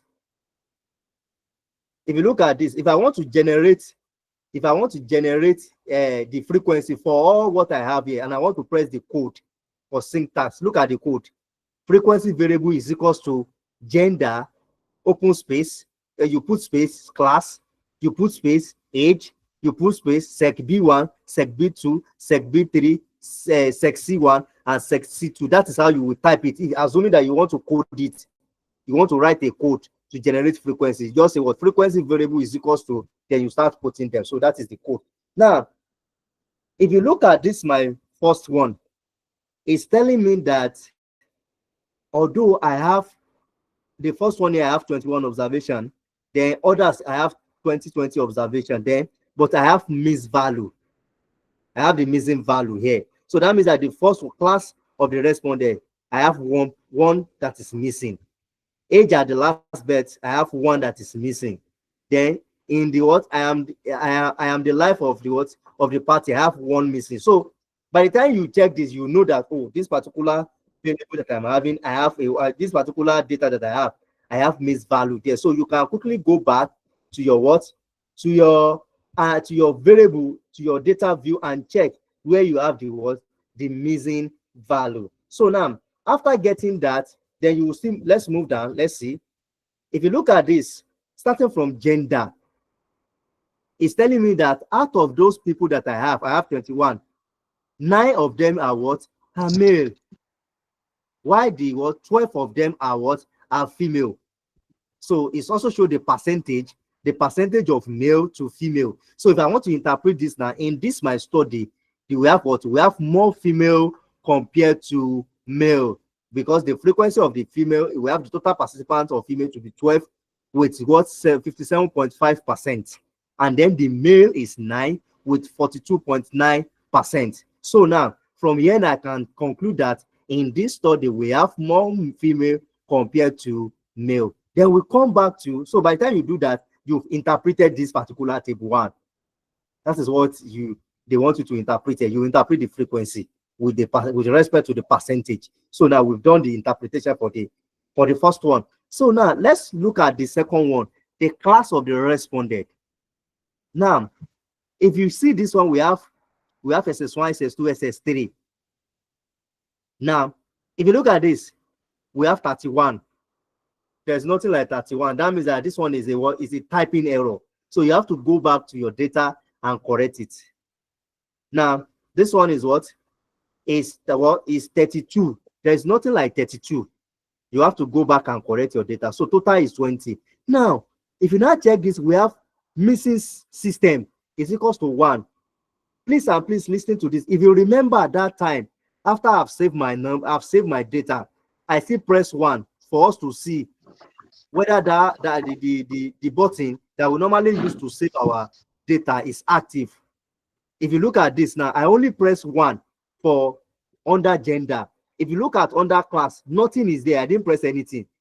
If you look at under age, nothing is there. So since I did not put anything here, that is what we call the system missing. So that means that it means that I did not put anything in that particular one. So system did not see it as something that is there. Something is not there. But immediately I put 1 in the first row, it will activate every other row, every other column that I have. Let's say this is the column. This is the column for what? For the gender. So in that same row, we are going to have a column for class. So it has activated the column for class. That's why you are seeing dot. So dot that you are seeing here means that it is being missing by the system. So system is telling you that you did not supply me data for this. So I did not have data for this. That is what they mean by missed by system. So if you are running any analysis and you are seeing missing by system, go back to that your data and see whether you are the one that you did not input it. Maybe by the time you started inputting it, you miss some things out. So system will see it as what? As missing error. But if you are the one that type it, something that is not coded, look at this 32 now. It is not coded. That is why the result here, I'm saying was 32. So this one is telling me that I have 32 of 1. What is 32? 32 is not part of it. So I have to go back to my data. By the time I correct this now, let's say for instance now, I'm going to correct this to be 2. Let's say I corrected this to be this. Then this one, let me correct this one to be 1. And then this missing system, let me put this one to be 2. So now let me rerun the frequency again. You will see that under the class, you will not see missing system again. The next missing system that you're going to see will be under the age. So let's quickly check the frequency again, just for us to clarify under the missing. So the data is still there. Let me run it again. So if you look at this now, under the class now, there is nothing like missing again, because we've corrected the one of 31, we've corrected the one of 32, and then we've corrected the one of missing system. So now everything now is now perfect. So you can interpret this now. In this our research, we have most participants are from SS2. If we look at the frequency, we have what? We have 11. So this is the same thing that you are going to be performing for other data analysis. So before we move to how we can import our data from Excel to SPSS, so let me welcome 2 or 3 questions. So please, let me welcome question. Okay, let me take from that chat box first, please. I'm still going to come back. Okay, let me start with this. Let me pick it from up. Same here. Please, sir. I can't see the analysis dialog box you are explaining. Analysis that, can you see my screen? Yes, I can see your screen, but all what you're explaining is not displaying. It's not displaying. Yes, sir. They were not displaying since. Yes, sir, it's not displaying. It's not displaying. Oh, sorry. Can you see it now? No, Yes, sir. your screen is showing, but when you run the analysis, the small dialog Your box that is screen supposed is to show okay. is not Okay, the screen showing. is showing. Yes, sir, but that dialog box where you're explaining your frequencies Okay, from that the result is that not showing. dialog box is not showing you. So that means I still have to share that dialog box. Let me quickly share it. Sorry, please. Let me share that dialog box. Okay, sorry. Okay, let me share it. Okay.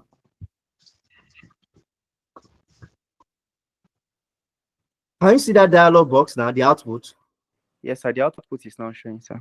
Oh, you can see the output now. Yes, sir. Okay, let me explain it again. Yes, sir, it's showing. Okay, let me explain it again. Sorry for that. Okay.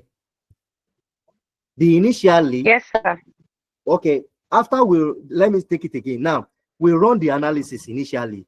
Then, and I told us that we have what we call the syntax, where you can type your code. So in this syntax now, you can quickly type frequency is equals to frequency variable is equals to gender, class, age. You can type it, but you can also click and drag, which you are going to have your value. So now, if you look at the result here, if you look at the results, let me be moving down small. If you look at the results, we have the valid value to be 21.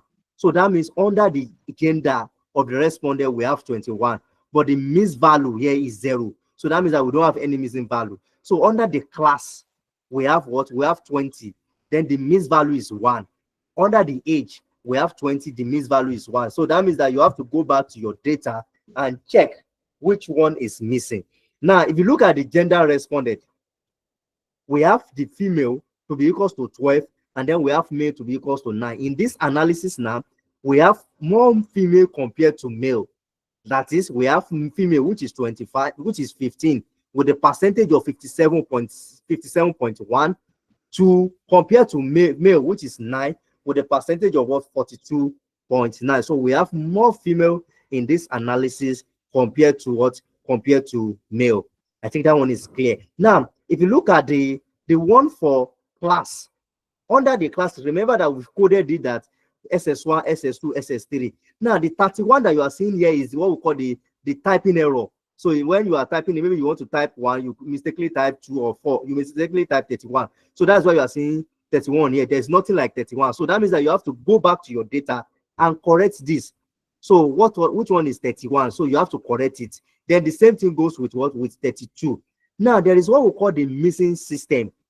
The missing system is, I think you can see that my data view that time. So the missing system is that under the male, under the gender, I press 1, but I did not press the remaining one for other variables. So the SPSS will see it as missing for the system. You will see dots, dots, dots, dots. So anytime you have your output and you are seeing missing system, go back to that output, go back to your data view and see where you did not type, but that particular row is active.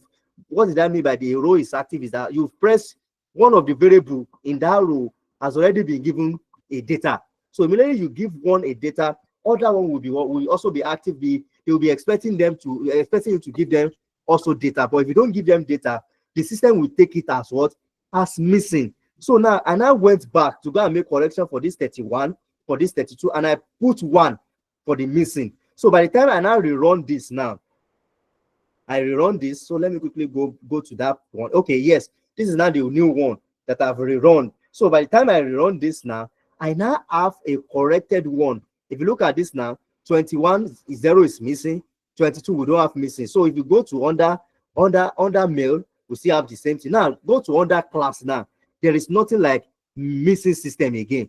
There is nothing like 31 again. There is nothing like 32 again. So I've corrected this. So those are the things that if you are running a data analysis, you have to correct this. This is what we call the EDA, explorative data analysis. This is the first thing that you're going to do. So after you've corrected your missing value, then you now have a good data that you can now use to perform further analysis and to make your precision and conclusion. So this is 8:50. Let me work on a few questions.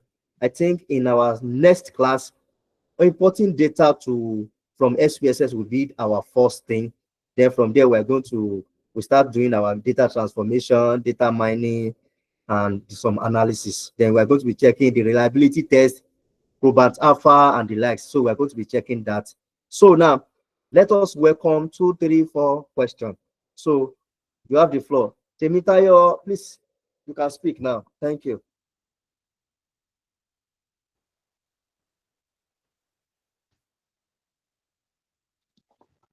Please, Temitayo, you can speak.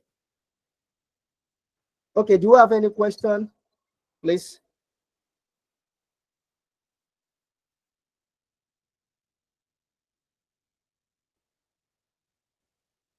Hello, do you have any question?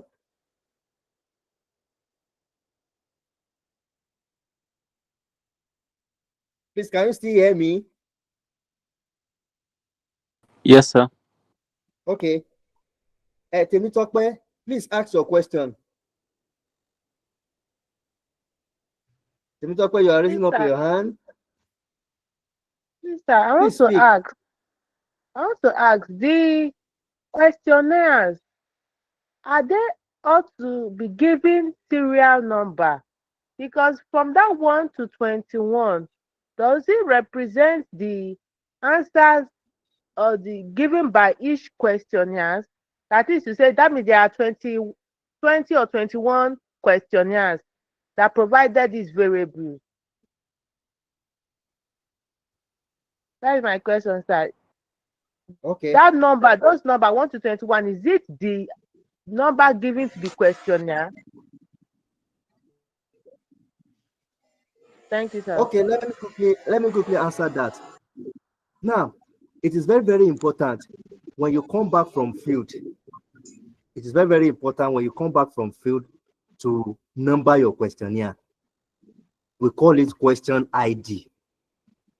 Because if you give the respondent okay, this is question 1, you number, okay, tick 1, they may not want to tick it, but once you come back from your field, give your question ID. We call it question ID. The reason being that if you are finding if the missing number is in after you've run your EDA, you now discover that the missing number is in column 5, is in row 10. That means that you go back and pick the questionnaire 10 that you have numbered to make that correction, so that you not just assume that it is 4 that is there. So those numbers that you are seeing, 1, 2, 3, 4, they are the responses. Number 1 person, the second person, the third person, up to 21. So when you come back from field, it is advisable for you to number your questionnaire. Or better still, if you are the type that you are using online, just you cannot even know the number of people that will fill it, maybe sequentially. So when you come back, when you have all your data, when you have downloaded it in Excel, create another column beside the first one. So let that column be the first number. Call it question ID. Then you will not generate 1, 2, 3. By the time you press 1, 2, 3, then you drag the something down, it's going to generate the other number. So the person that will be taking the exam will take you through that. So question ID is very, very important, so that if you are looking for something, let's say for instance now you are looking for the gender of the particular question, let's say question 20, you can quickly go back and pick that questionnaire and fill the gender. So that is that. Let me check the chat box. What you are explaining is not displaying. Okay, I've checked this. Please, sir, why is this sexy 2 nominal? Sexy 2. Let me check sexy 2. Okay, now if you look at the sexy 2, the rating there that you are given is just 2 outcome. Let's say for instance you now have 3 or 4 outcome. Oh, rate it as the least important, the important, the most important, and like that. Once your rating is more than 2, it's no longer a nominal. It's no longer a what? A nominal, but ordinal. But now your rating is just 2. If the outcome is just 2, and if you remember that anytime you are having a respondent or the outcome to be 2, that means that it is a dichotomous, and a dichotomous is what? Is a subset of a nominal. So that means that you can find the binary, the dichotomous inside the what? Inside the nominal. That is why we categorize that as nominal. But in your own case, you may have the rating to be 1, 2. You may rate the first one, you put the name there. You rate the second one, you rate the third one. In that sense, it is no longer a what? A nominal, but what? But ordinal. So that is why it's because of this, the way this questionnaire is being structured.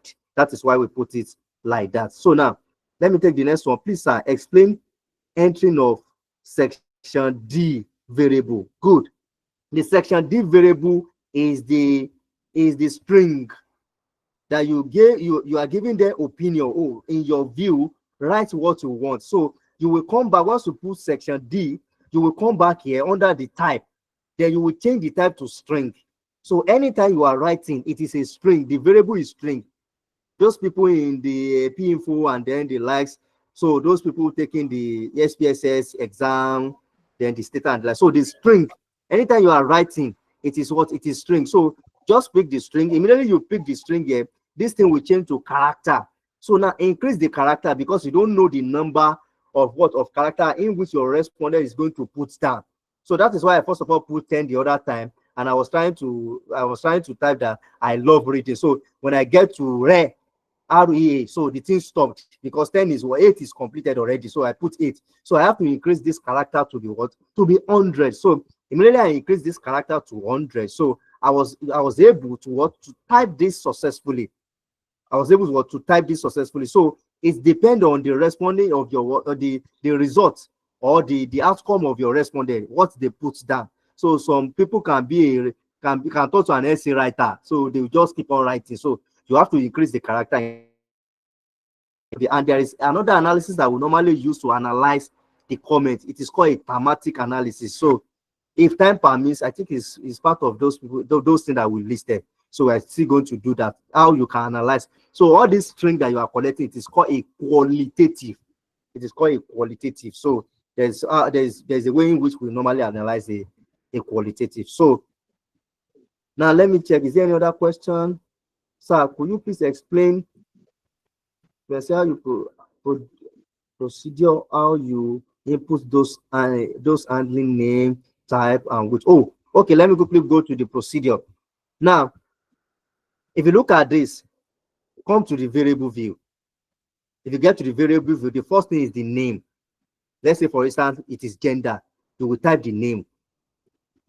Then you come back to the type. Under the type, we have different types. So, but here for your numeric, it is only the string or date that you are going to change. Just leave it as what? As numeric. Then you come back to the width of your typing. So this one, gender is not more than 8. So just put it by default is 8. Then you come back to decimal. How many decimal places do you want it? Is it 1? Is it 2? Is it 3? So just come back here. If it is 1, you increase this one to be 1. Let me quickly increase this to be 1. If it is 2, you increase it to be 2. If it is 0 that you want, you increase it to what? To 0. Now, if you reduce it to 0 rather. So now label means that the what you have here will attach to your name. The reason why we are having label here is that there are some character that we normally type that the name will not what the expressor will not take it under name. All this one that I type, the gender of the respondent, you cannot type it under name. You can try it at your own time, but you cannot type it because the expressor will not accept space.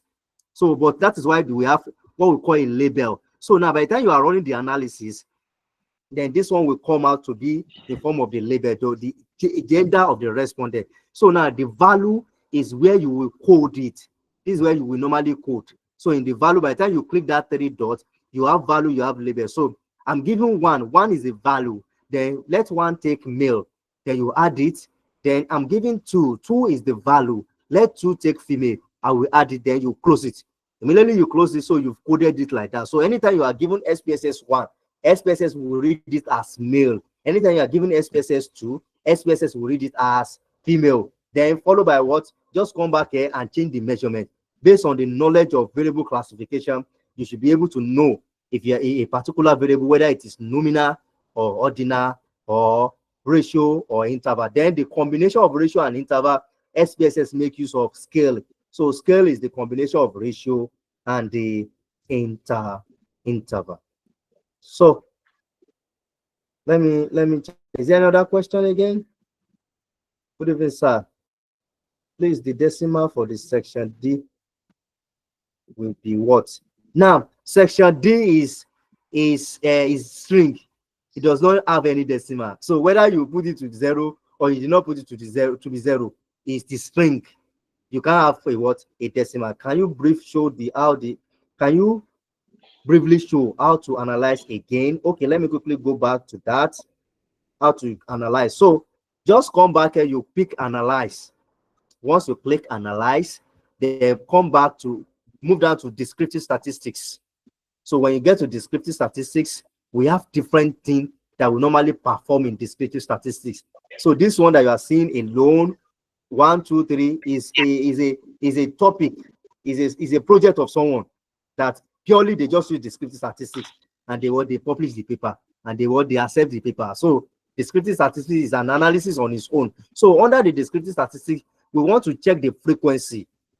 How many mail do we have? How many disks do we have in this? So you click frequency. Immediately you click frequency, let me control A so that I can bring all of them back out. So I control A, then you will send them back out. All of them will come back here. So this variable or variables, this is where you are going to put the one that you want to analyze. Let's say, for instance, now I want to analyze gender.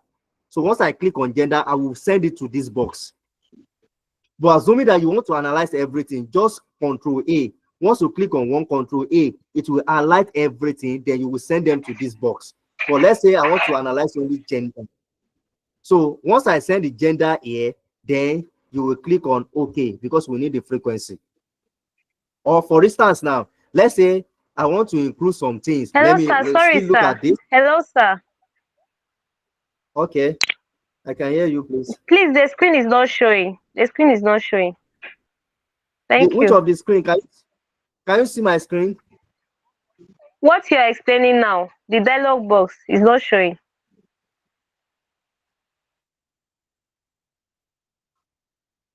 Which of the screen can you see now?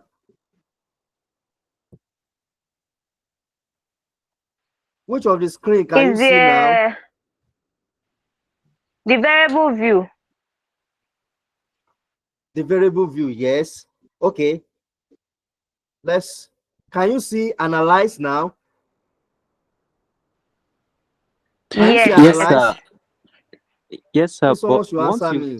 yes, sir. Once you click anything on the screen, Yes, sir. aside from the variable view, it don't used to show usually.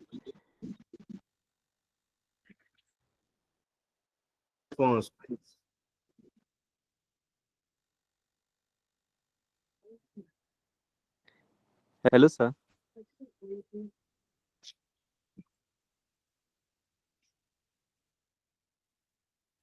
I'm asking question. Yes, sir. Once you click anything on the screen, it won't show again. Even the values. If you click that value and you want to change it from one male to female, it don't used to show. It's just the variable view that will be showing, and the cursor will be moving over the screen. Yes, sir. Okay.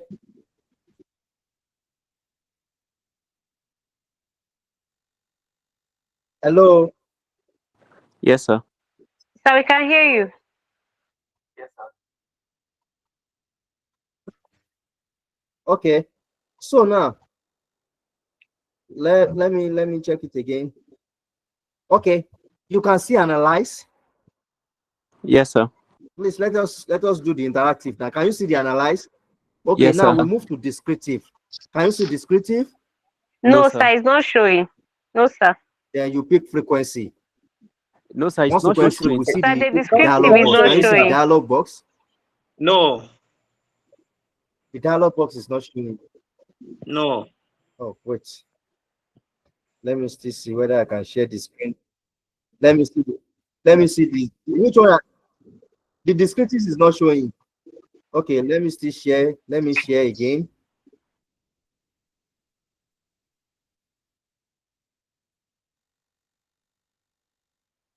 Okay, wait.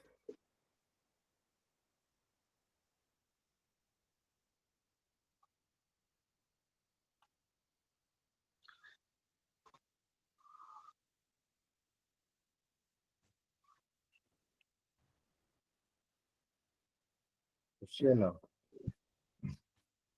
Let's share. I want to share this.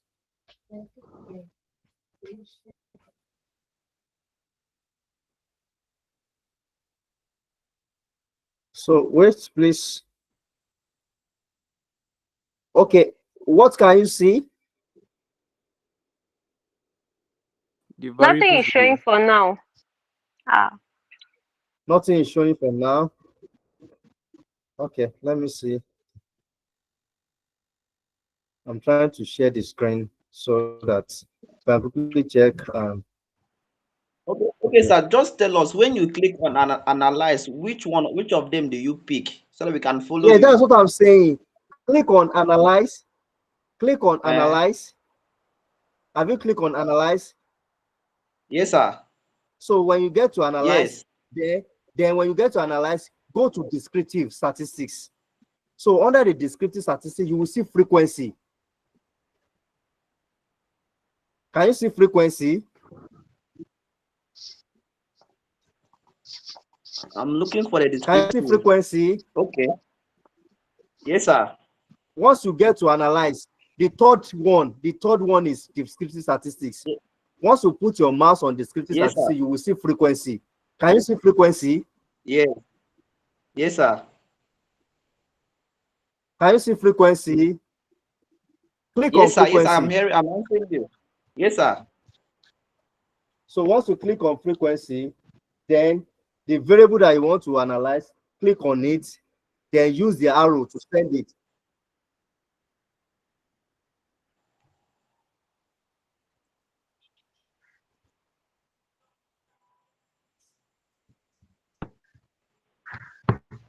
Okay.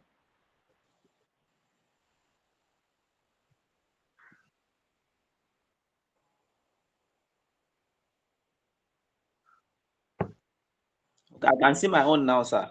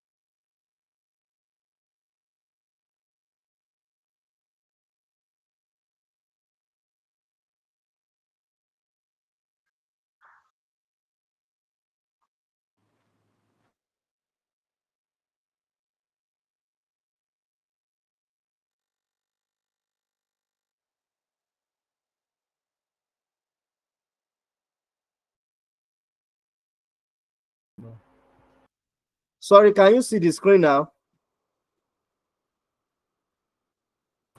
Yes, sir. The screen is showing, but the dialog box that we are talking about is not showing. So just tell us, like you Can you see mentioned the now, I screen? have seen my own. Okay, what can you see now? It's only the normal screen that is showing, but the dialog box, when you click on the What can you analyze, it's not see? showing. The variable view.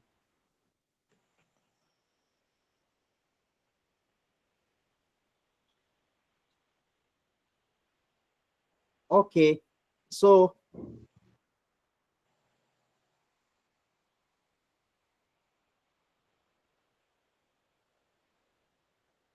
okay, so you've analyzed, right? You've done the analysis. Go to analyze descriptive statistics. Under the descriptive statistics, go to frequency. So when you get to frequency, click that variable that you want to compute the frequency. Send it to the variable box. Then you click OK. I've done that, sir. I've seen my own, sir. So once you do that, you have your what? You have your result.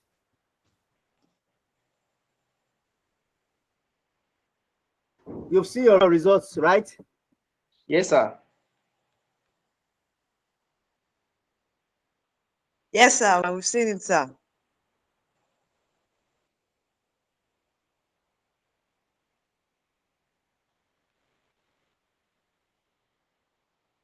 That is how you are going to be doing the analysis step by step. So next week, by God grace, we are going to be bringing data from Excel and then some data that I have through in SPSS or the data they've collected from questionnaire. So we're going to be doing a lot of analysis done next week. So by that time, I will have tested out. I can divide my screen because I have to be moving from one output the variable view, then to the slide. So I will have checked how I can split my screen so that if I need this, I'll just click and you will have it. So thank you so much for the class.